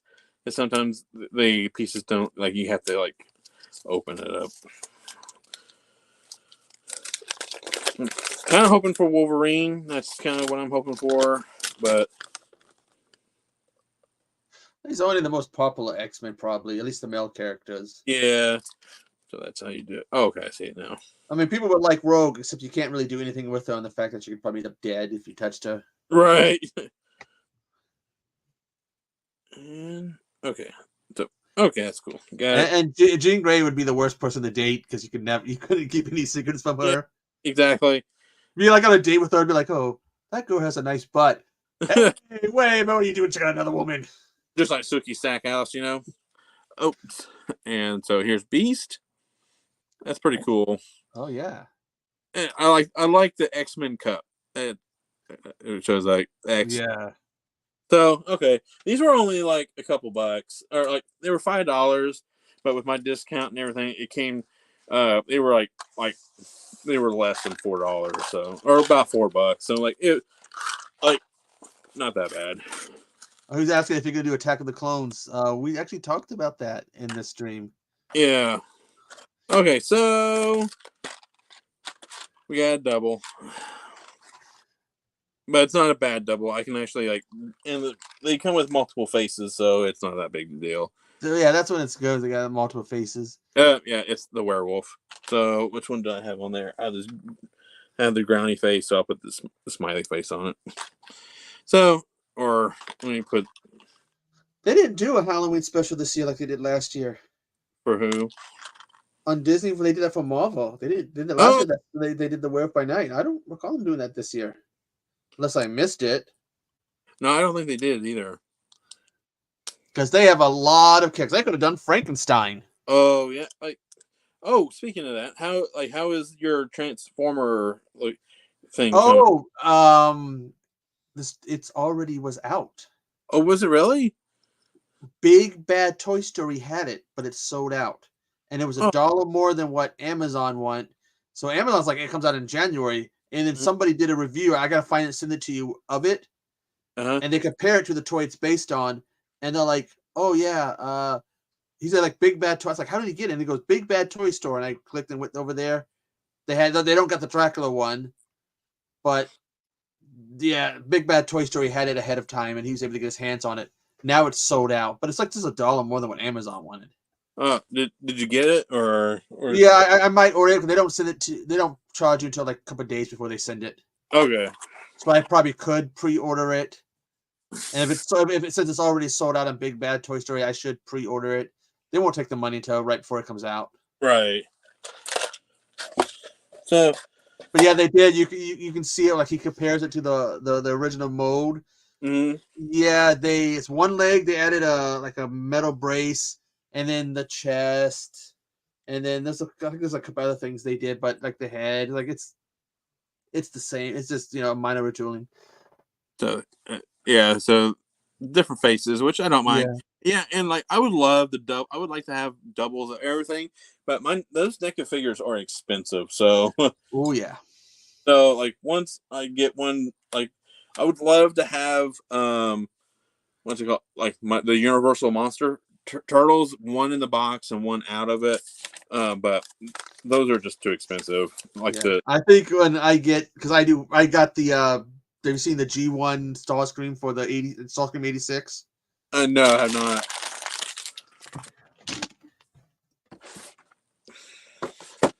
And Pat, yeah, next I'm going. I don't know if you caught the beginning of the thing. Is that each Sunday in the month of November will be a different trilogy I'll be talking about. Like this week is obviously the prequels. Next Sunday will be the original trilogy, and then the following Sunday after that will be the sequel trilogy, and then that final Sunday, which will be Rogue One, Solo, and the animated Clone Wars movie. Yeah. So basically that's what it is. Oh, that's cool. And he comes with a little Megatron. Oh, that's cool. But like the Transformer, you got to take parts off, which I don't like. You got to take the wings off. But he's supposed to be done, I think, more in style of the original mode, right down to the fact that's metal. Plastic and metal. So just the red part. Everything else is plastic, but the red part, that's metal. That's actually a nice touch. They have a line of, because they got him and one of the Dinobots, and I think Galvatron. The link to the movie, because there's two Starscreams that are linked to the movie. Because there's one where he's got the throne and he's got the crown, so you can have him on a throne and you can have the crown and just be like saying that, like. Have you? They got Galvatron. He's got the chain with the Matrix on it. Have you seen the Unicron Transformer? The newer one or the original pictures of the original mode? The newer one, like the one that's like $2,000. I've seen some people do it, and that the head comes separate. Yeah, that would like just like I would not even know where to begin. I would like. Well, it looks like a pain to do, but someone did like images. This is what I mean by you got to take it off to transform. Oh, okay. But like someone released they did build a prototype for the '86 movie. Oh, okay. Oof. Not good. Looks like a big ball that they just attach arms, a head, and legs to. And it's like, Did you watch the Transformers movie? I have the original animated movie. I mean the live action one. Sorry. Well, yeah, I've seen them all, but there's different versions of that toy for Unicron. But that big one, yeah. I did get a new wrestling figure, Echo. Oh. Yep. I hope you don't mind. I hope you Yeah, I'm trying to put this Oh God, War Games one. Yeah, I got Commando Hogan. Yeah. Yeah. They need to release one of Hogan's nose grows every time he talks. Yeah, that's a podcast in of its own. That's an episode of its own, right there. Episode. That's a few of them. Yeah, right. Oh, actually, I'm gonna unbox it now. Because I think I have the Ultimate Warrior that goes with this version of Hogan. So, and the thing is, my wife bought it for me, and it was on clearance. So. That's all. I mean, there's a reason why I'm not a Hogan fan. Oh, I know. Oh, I'm sure. I know. I can probably take a stab at it. He's always been an overrated guy, but yeah, the lies have just basically that's him transformed. This is a heavy figure, Max. Yes, that's him transformed. Oh, that's cool. And he has another piece that goes here if you want to have him landed, but even to do the arms. The hands. Oh, you're welcome, Pat. No problem. You gotta attach them, but he was on clearance, so I was like, but I want the Dinobot is $50-$55. So is the Unicron with the not the Unicron, but the Galvatron with the Matrix chain, and I think they did release one because the toy for original toy for Galvatron, they got the colors wrong. Oh, did they really? Yeah, he's not. They have more gray than purple. Oh, okay, sorry. There we go. So he's mostly purple in the movie, but they have him mostly gray.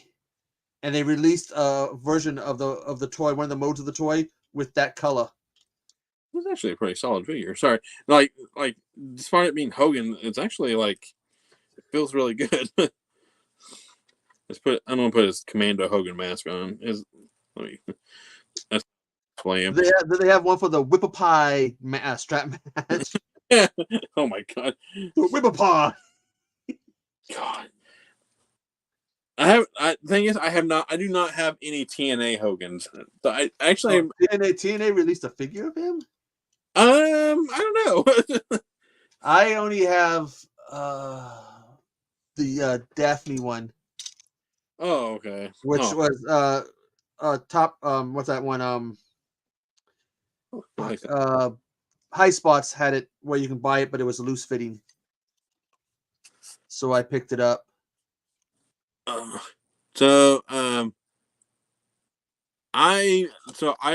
trying to get the natural disaster figures.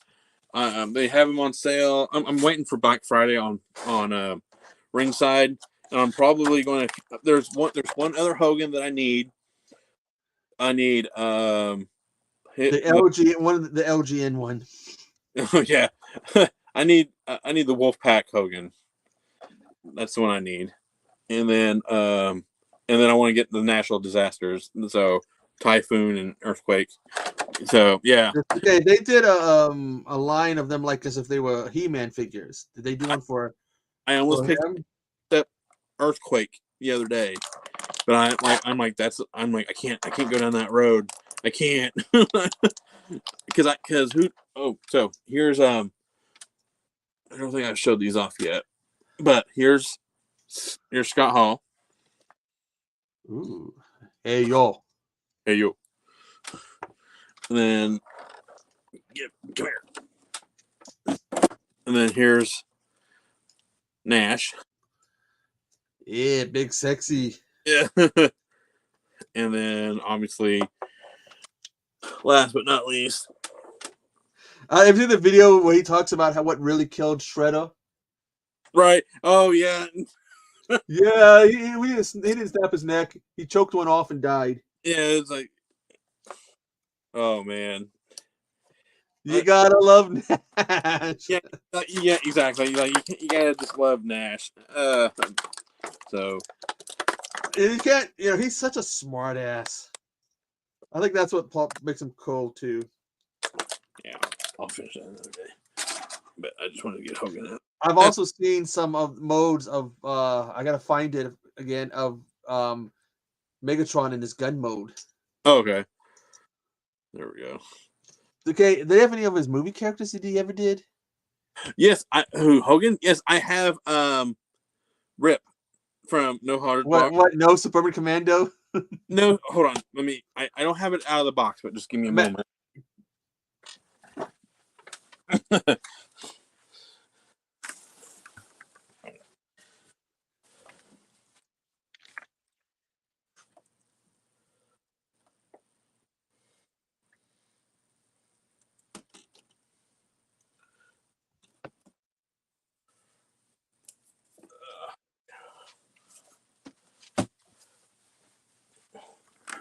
So, yes, I do. I actually have one of his movie role figures.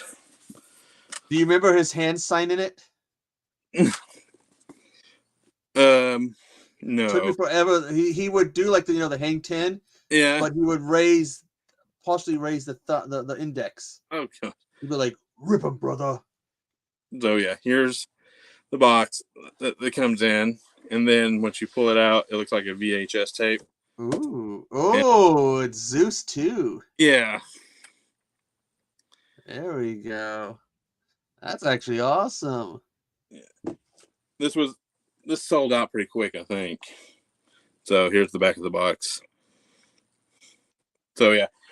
So this is the only movie. No, actually, I take that back. I do have Roddy Piper's figure from They Live when they released it as an elite.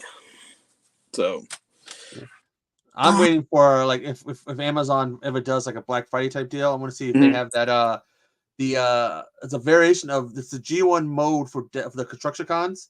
Okay. In the Tatanka colors. That's cool. I like. And it's like it's over 100 now, so I'm hoping like they put a sale on it, a good sale on it, because that was the one I always wanted. I like some of the later modes, but yeah, to have that G1 in those colors, that would be pretty cool. Because I grew up on my dad liked Tonka trucks, so I know that Tonka yellow and everything. So, oh crap! Because they've been re-releasing figures in the like similar to the old modes too. That's how this starts. But I'm looking for the other Seekers. Oh, okay. Did you ever did you ever play that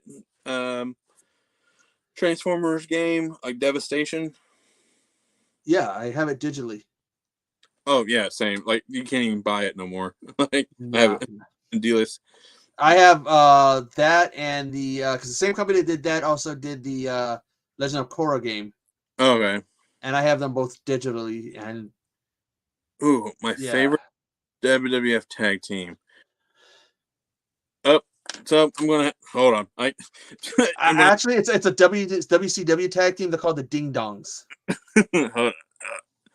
Yeah, The move. Ding and Dong. They're the Ding Dongs. Hold on. Let's see if I. Oh crap! Can I get to it? No.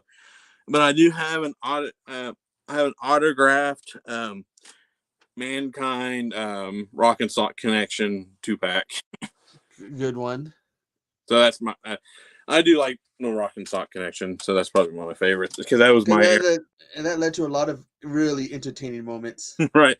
Rock. The time when Rock drops his glasses, Yeah. and Mick got him to break character because he picked up and handed it to him. He's like, "Thank you." Yeah. Oh man. Who else do I like? Brothers of Destruction were pretty good too. Yeah, I like. Oh, I was also big in the Acolytes. Chronic could have been good too if they didn't. Whatever happened there? Yeah.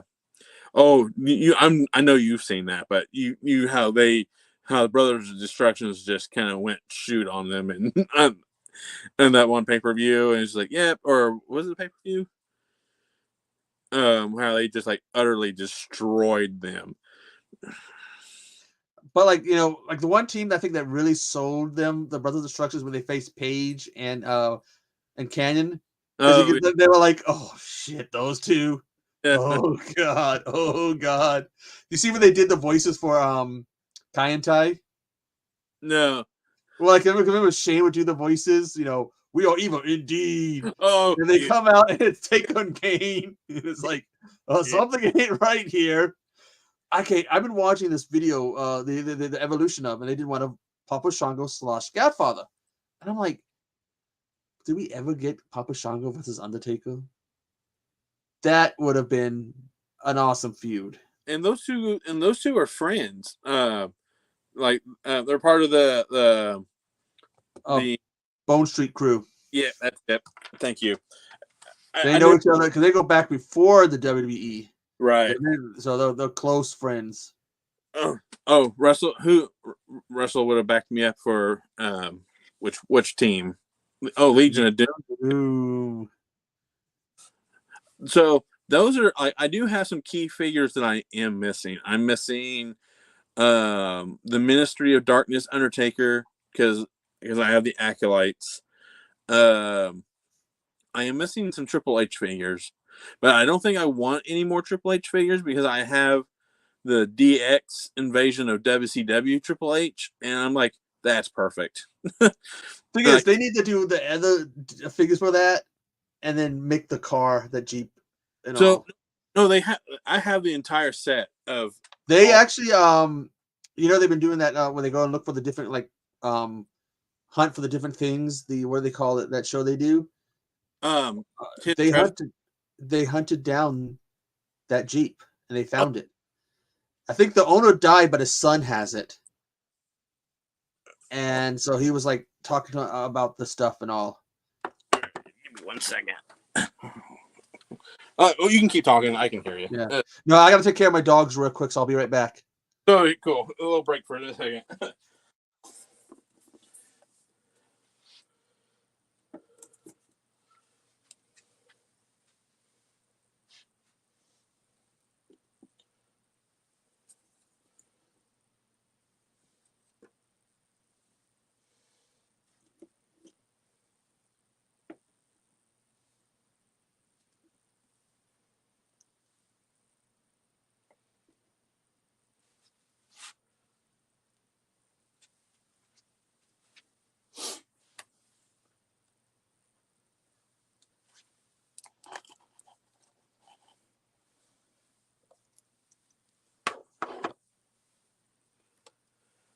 Okay. Just getting some figures ready to show off. And there we go.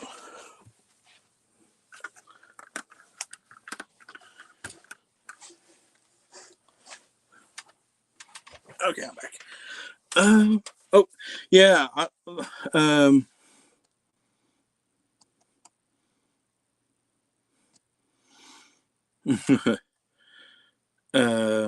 Who was in the Rockers? I forgot who's in those. There's a couple tag teams I always get mixed up. It's not even that.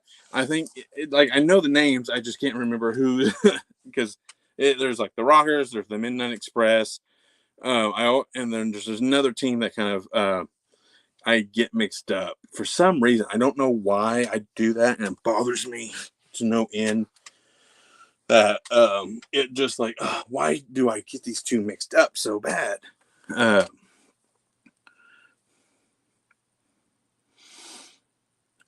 So I'll show you Pap if you're still here.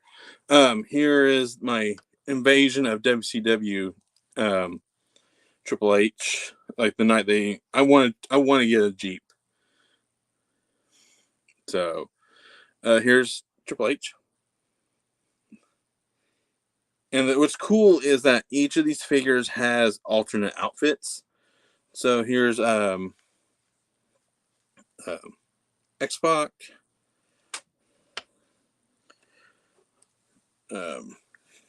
Road Dogg,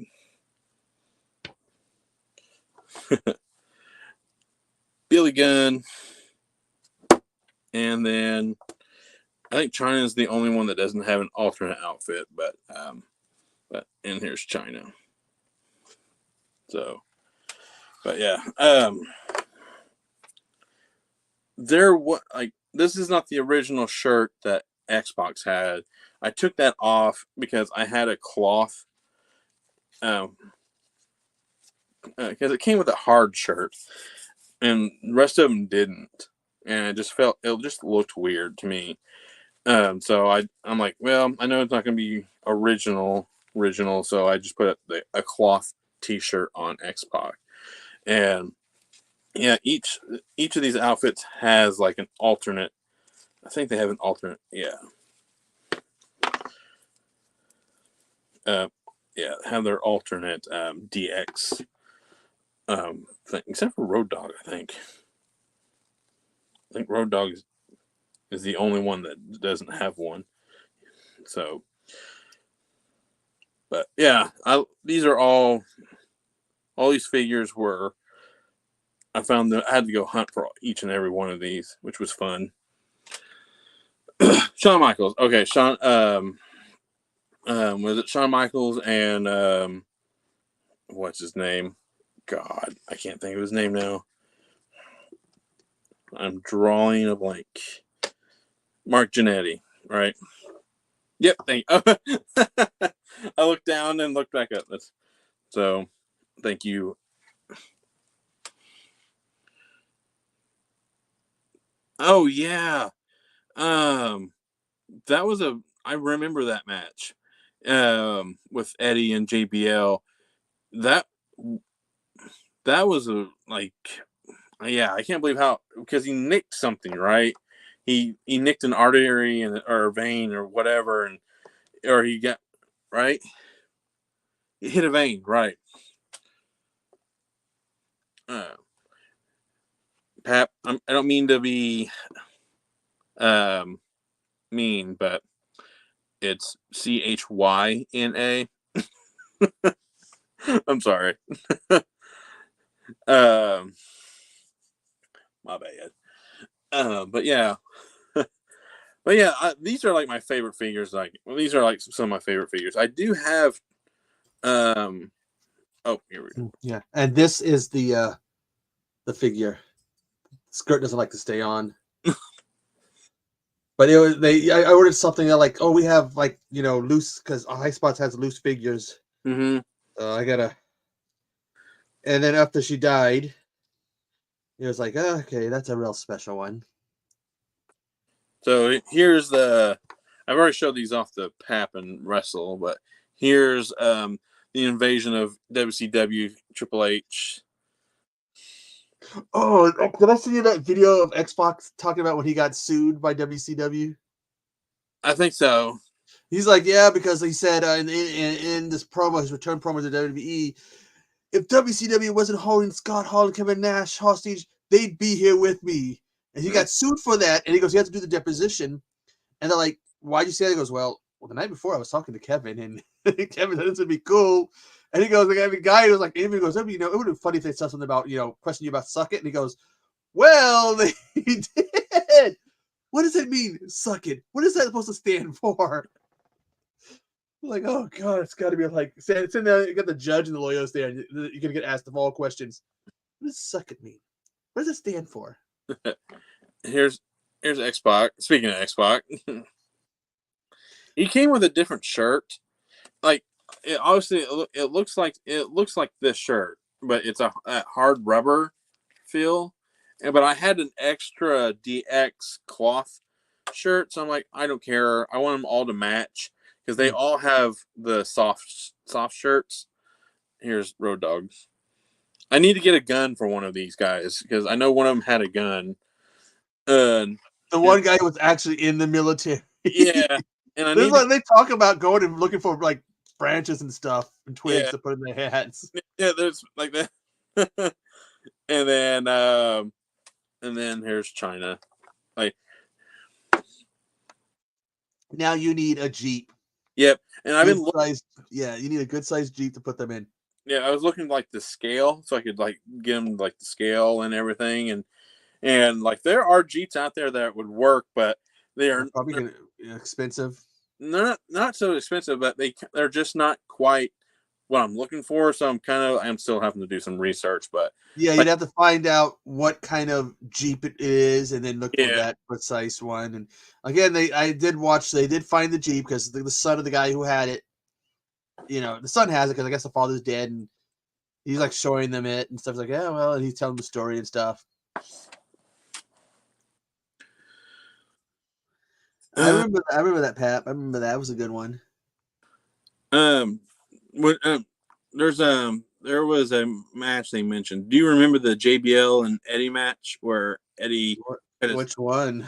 Where he cut his head a little too deep. He hit a vein and he just it was like basically blood everywhere. Eddie or JBL? Eddie. He bladed. I don't remember Eddie getting that bloody. I remember JBL. Oh, I think Eddie. I think it's just because I hated JBL so much. he was a damn good heel. He made me hate him. So that when he would bleed, I'd be like, yes.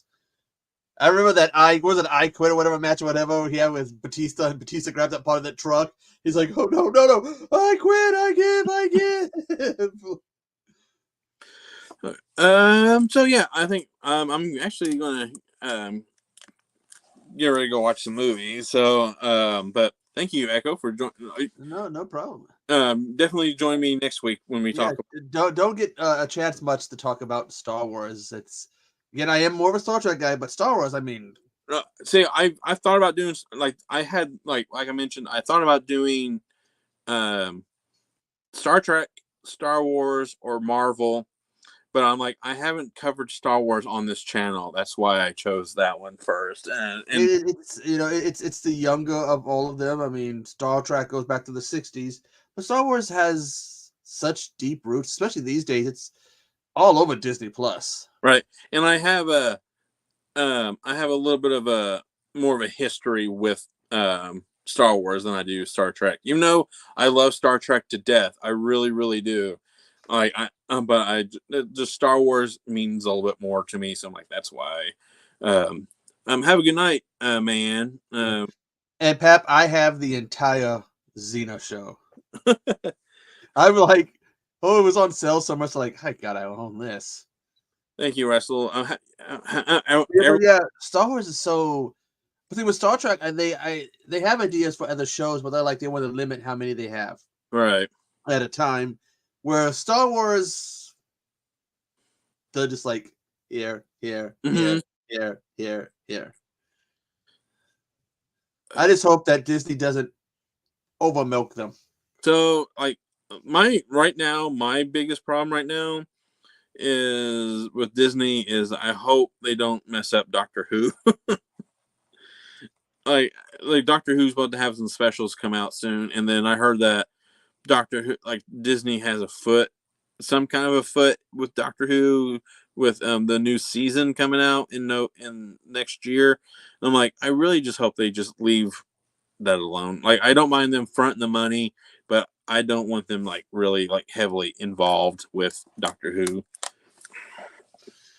Well, you have to wait and watch. Yeah, I know, right? So yeah, thank you, Echo, for joining. I hope. Thank you, everybody. We're gonna be doing this next every Sunday this month for NERDvember, talking about Star Wars. If you it's an open panel, so if you even have stories from. Well, let's see if it works. It, no, never mind. It doesn't work. No. So yeah, hope everybody has a good night. I'm going to go finish up laundry and everything. Opened Lego, show off some figures. So we had a pretty good stream tonight. And talk. I don't get to talk about Doctor Who all that often. I just got into it when they brought it back. How many years ago was that? About 10 some odd years ago. When they brought it back, that's when I got into it. So I got something to show you. Wrestle. Red Dwarf. Red Dwarf was an awesome show, and so I got my Funko TARDIS, and it's bigger on the inside than it is on the outside. I have not opened this yet, but I'm trying to find a Matt Smith Funko Pop to go along with it because that's my doctor. What I would do if I had a big enough place, what I would do is I would build one of those, but I'd put up a false wall. So that when you would go into it, you would go into this other room. So that's what I wanted to do. That's my one of my big goals is that I have the basement door going down to the basement that's upstairs. I want to turn that into a TARDIS door. That's so bad, and just like it'd be awesome. So yeah, like I 100%. That's what I want to do. Or I have a room that leads into the crawl space underneath the house. It's just a random door in my basement, and I'm like, I'd be a good doctor. I'd be a good TARDIS door. So yeah, thank you. Next week we are going to be covering the original trilogy and all of its mini special versions and stuff like that, and like releases and everything. So you just got to tell them it's your homework. Go back and watch the original trilogy. Yeah, it's your homework. You have until next Sunday, probably around this time, to watch the original trilogy. And since it's Disney, it's probably on Disney Plus. It is like all the. Oh, that's right. They have a Star Wars section. I forgot about that. I forgot something. Yeah, that's everyone's homework. Go watch the original Star Wars, and Empire and Return as well. Yeah, we noticed, but we know that Bones probably sits there doing the streams trying to use the Force on us. God damn it! Choke! Yeah. Damn it! Choke! Oh, it'll get caught on camera going. Oh, see, Return of the Jedi is my favorite as well. Bones, I really like Return of the Jedi a lot. So he really likes it because he finds the Ewoks really cute. Oh yeah, they're. It's like that's why. There's so he follows along the. Have you ever watched that episode of How I Met Your Mother where they talk about the Ewok line? So there's people who are born before the prequels, and those are the people who like the what's it called, the Ewoks, and the people who are born before the prequels are the ones who hate the Ewoks. So it's called the Ewok line. It's hilarious. We got a movie, and then we got how many Ewok movies afterwards? think 2. We got the that's what Bones really likes. He's all, the Ewoks are so cute. Yeah, so the 2 Ewok movies. It's like Ewoks, like then you got I can't remember what it's called. It's like Caravan of something or something like that, and Ewok. Oh man, I used to watch them all the time, and so It's been years since I've seen them. So okay, we'll resume our Ewok story Sunday. We know we can get Bones up here. He'll be like going on about, well, I know about the Ewoks and the dietary habits, the mating habits. Like, this is why the Ewoks just could be destroyed the Empire, like with sticks and stones. He'll be the Ewok specialist. Yeah, we're gonna be like, all right, right now we're gonna bring up our Ewok, our specialist, and it's like, all right, and it's like, so Ewoks, are they good? Like just lay it on us. What do you think about them?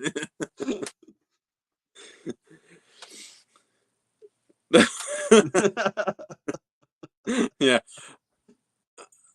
We know he's the Ewok specialist. He can probably blow us away with all these different facts. Right. It's like, did you know that they don't blink in the original versions of the movie, and then they make them blink in the new ones? True fact. Really, that's one of the things that they did. Like they make the Ewoks blink. Like, but that also goes back to, in terms of the technology, right?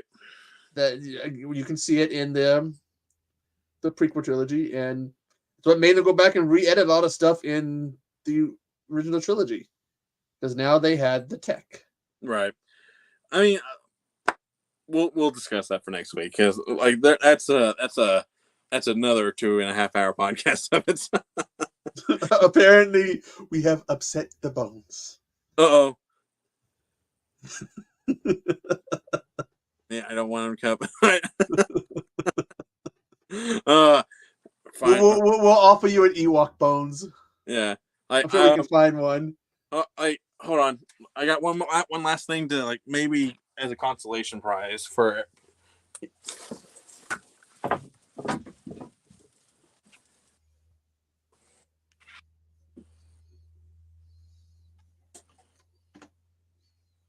Okay. All right. Last thing of the night. So, Bones, I'm going to give you an option as a consolation prize. Would you like a porg? Oh, God. Or a tribble? Oh, God.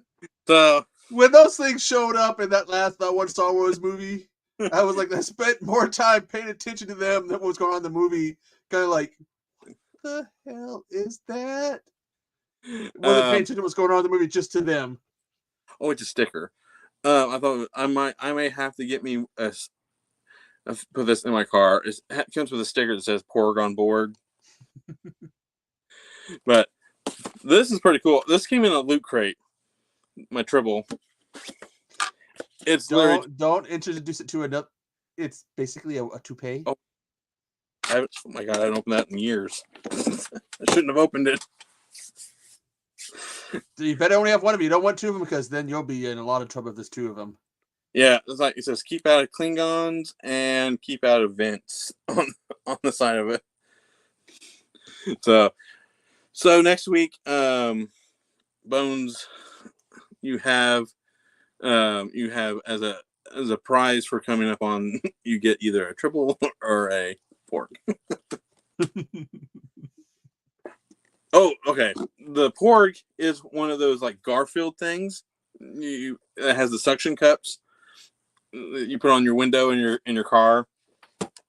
And I thought about I have windows in my basement. I thought about putting it, but the thing is, I'd probably forget about it. And then when I'm cleaning out my little window things, I'll be like, what's the... It's a good kill it, die. From the window. Or, speaking of that, so when I first moved into this house, I hadn't had curtains put up yet. So I was sitting here watching TV, and I hear this is before I even had cats too.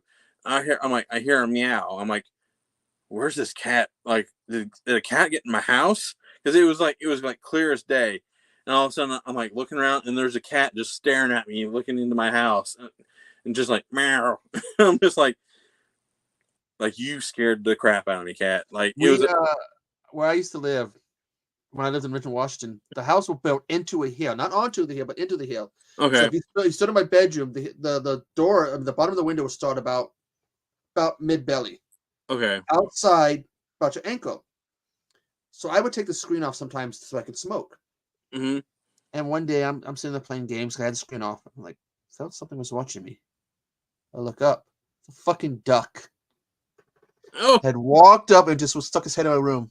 And I'm like, I wish I had a picture of it because I was just sitting there like, oh my God. Is this more than a cigarette? I wish I had a picture because it was just such a cool moment as the duck ran me. Like I said, just stuck his head in. That's pretty funny. I've woken up to, like, in my old house, I've woken up to things like hitting the window, and I'm like, what is going on? And then I've had like squirrels just like, what's going on? Huh? And or birds have laid nests in the windowsill and stuff like that. But that cat that just scratching at my window and meowing at me like, go away. Let me in. Let me in. It was during the summer, so like I didn't feel too bad about like, but it was definitely somebody's cat because he was a big cat, so he was well fed. He was well fed. He was just out on the prowl for the night. So yeah, what do you? How was the quarry? Before we go, I got up to chapter 7, and I need to later this week start on chapter 8. Okay. Rest of chapter 7. It's and I got the camera hooked up, Bones. I just gotta position it. Yeah, I re-downloaded Until Dawn, and then Layers of Fear. Okay. I started the quarry, but I didn't get very far. Yeah, but I beat Until Dawn. Quite like I got all the endings on that one, and then I looked it up for quarry. There's apparently 186. Oh, really? I am not playing that game 186 times to get every. But they're like, I'm sitting there when I was playing it because remember Until Dawn, right? You get these scenes that cut to the psychiatrist, right? Right. You get the same thing in Quarry, but it's like the, tarot lady, like, and she's bitching me out. You're not finding any of my cards. Those things are a pain in the butt to find, and since it's my first time playing it, I didn't bother to look up where are the tarot cards. Gotcha. But that's a style game I'm not really that used to. It's like, you gotta make your choices. You gotta pick your choices. Mm-hmm. It's like a Telltale game a little bit. Yeah. I did like it. I loved Until Dawn. That was a fun game because I played that. Did you play the VR spinoff? No, I like blood, like Rush of Blood or whatever, or the Carnival. God, I made a mistake with that game. Oh yeah, I have the VR and I didn't have the TV on mute, and there's these giant severed pig heads, and I kind of had the TV accidentally too loud, and so right when I get the pig real loud, pigs, make all these sounds. I'm like, oh, fucking pull the heads on. I'm like, where's the remote? Oh shit, I'm gonna be freaking people out. I have not tried VR yet. I have a buddy that has VR. I can probably borrow it from him. Yeah, but if you get VR and you play Rush of Blood or whatever, keep the TV on mute. Gotcha. Because otherwise your kid's gonna be waking up screaming when it starts hearing these pigs squeal up a storm.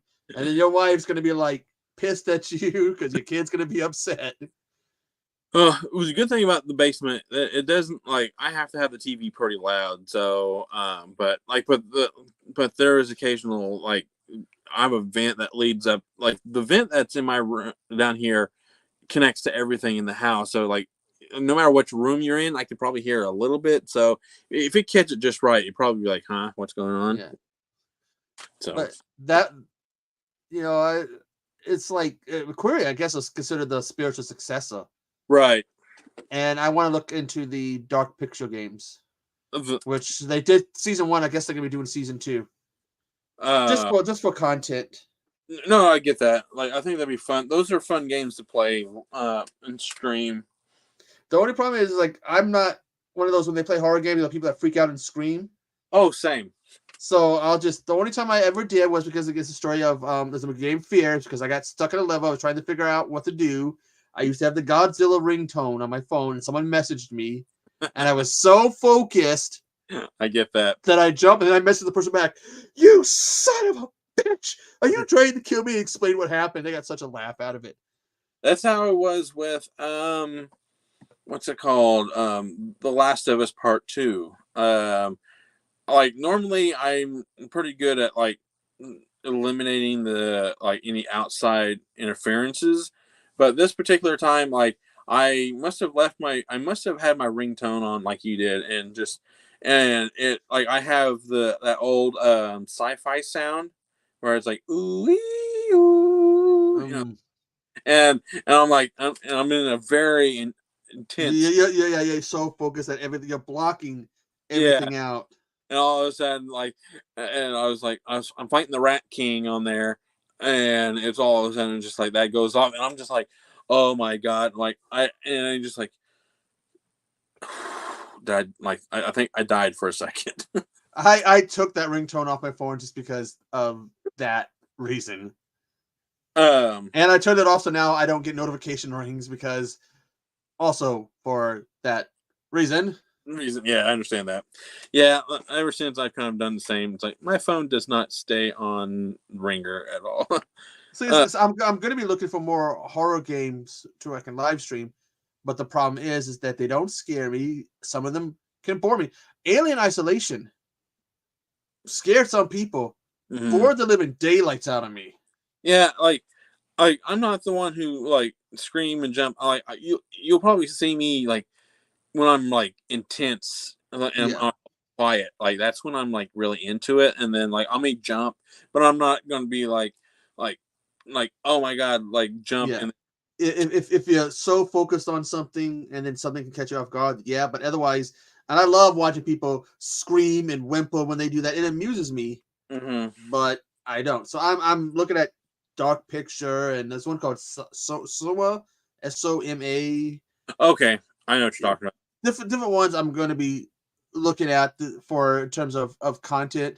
That's cool. I had Resident Evil 6, not Resident Evil 6, but Resident Evil Village. But I was talking to my one cousin who's visiting one day. I'm like, dude, here, man, go ahead, take it home. You'll love it. It's an awesome game. So, see, I thought about that was like a thing I was going to do for October, was do a stream of a horror game, but I just couldn't find one that would be good to do. That's the problem. I mean, Queries is doing pretty good. I just purchased Five Nights at Freddy Security Breach, and I'm been testing that out. But it's like, yeah, you're right. Find the one that's good, that you're gonna enjoy, and your viewers are gonna enjoy. Right. It's a challenge. It really is, because like you said, like the thing is with us, we've watched so many horror movies, we're kind of like desensitized a little bit, but to a point. But because playing the game and watching the movie is two different experiences. But for the most part, we can like kind of like feel a moment coming or whatever. But that's why like streaming horror games is tough for me, just because I don't react like how most people like the normal person would react. If my wife would play a horror, like would play that game, like play whatever, it would be a totally different experience for her than for me, because of the like I'm just used to horror movies and I've been looking at some, and I've been looking at reviews, and the reviews, what I'm seeing is people saying is unoriginal, for a lot of these games, and I forget which title it was, but one thing that popped up in a lot of these reviews of games I was looking up was bugs and glitches. Too many bugs and glitches. And you have which PlayStation subscription do you have? I have I have the PlayStation 5 PS Plus. Okay. And I didn't know. My system is. I really need to get a new system, and I've been trying to save up money because I get that. I tonight when I streamed for a little bit, and I had the mic off at one point, and you can hear it. Yeah, it's pushing it, but I need it to last for about another 5-6 months. Is all I need out of it until I can get that money to get a new system. Yeah, like once I get through this next couple months, I'm going to like start saving up for a PS5. Yeah. The reason why I say 5-6 months is because shit keeps coming up. Right. No, I get that. Like, I got what's it called? I got my son's birthday. I got a vacation coming up. I don't want to sit. You got the holidays coming up. Exactly. And then just the occasional whatever, like whatever, like whatever life throws at you kind of moment and thing, and you have to deal with that. And so it's just understand. That's why I'm saying I'm praying 5 to 6 months. That's all I'm asking out of it. I really wish, and I've said this 100 times, I'm gonna keep saying it, that whatever's up with Microsoft's butt, that they would let us stream on YouTube without a capture card.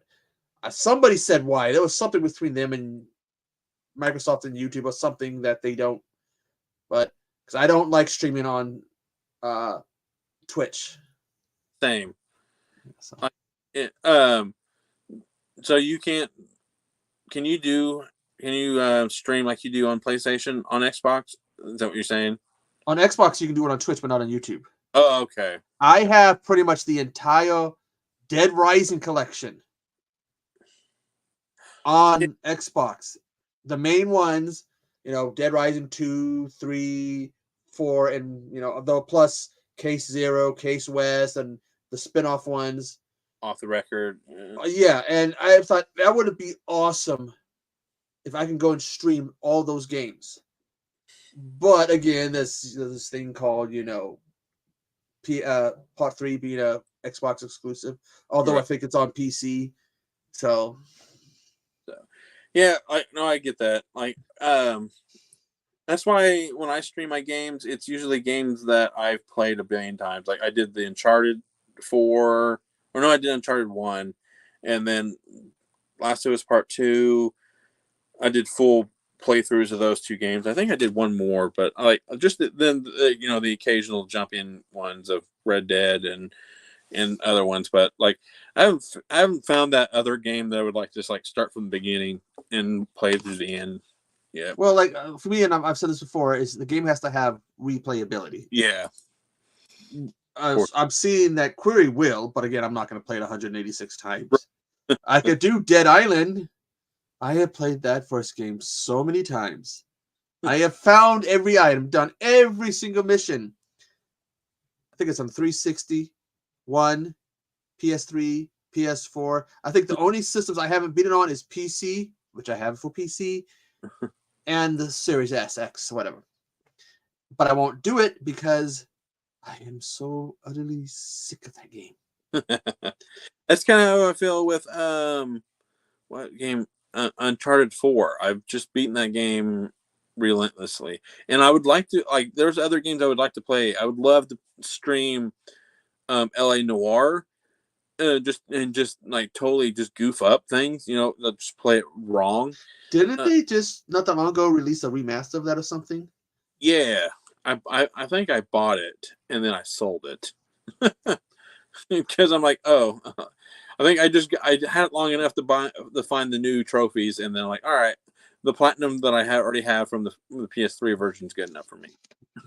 Yeah, but yeah, it's looking for horror games, and again, I always go look at the store and look at what's on sale.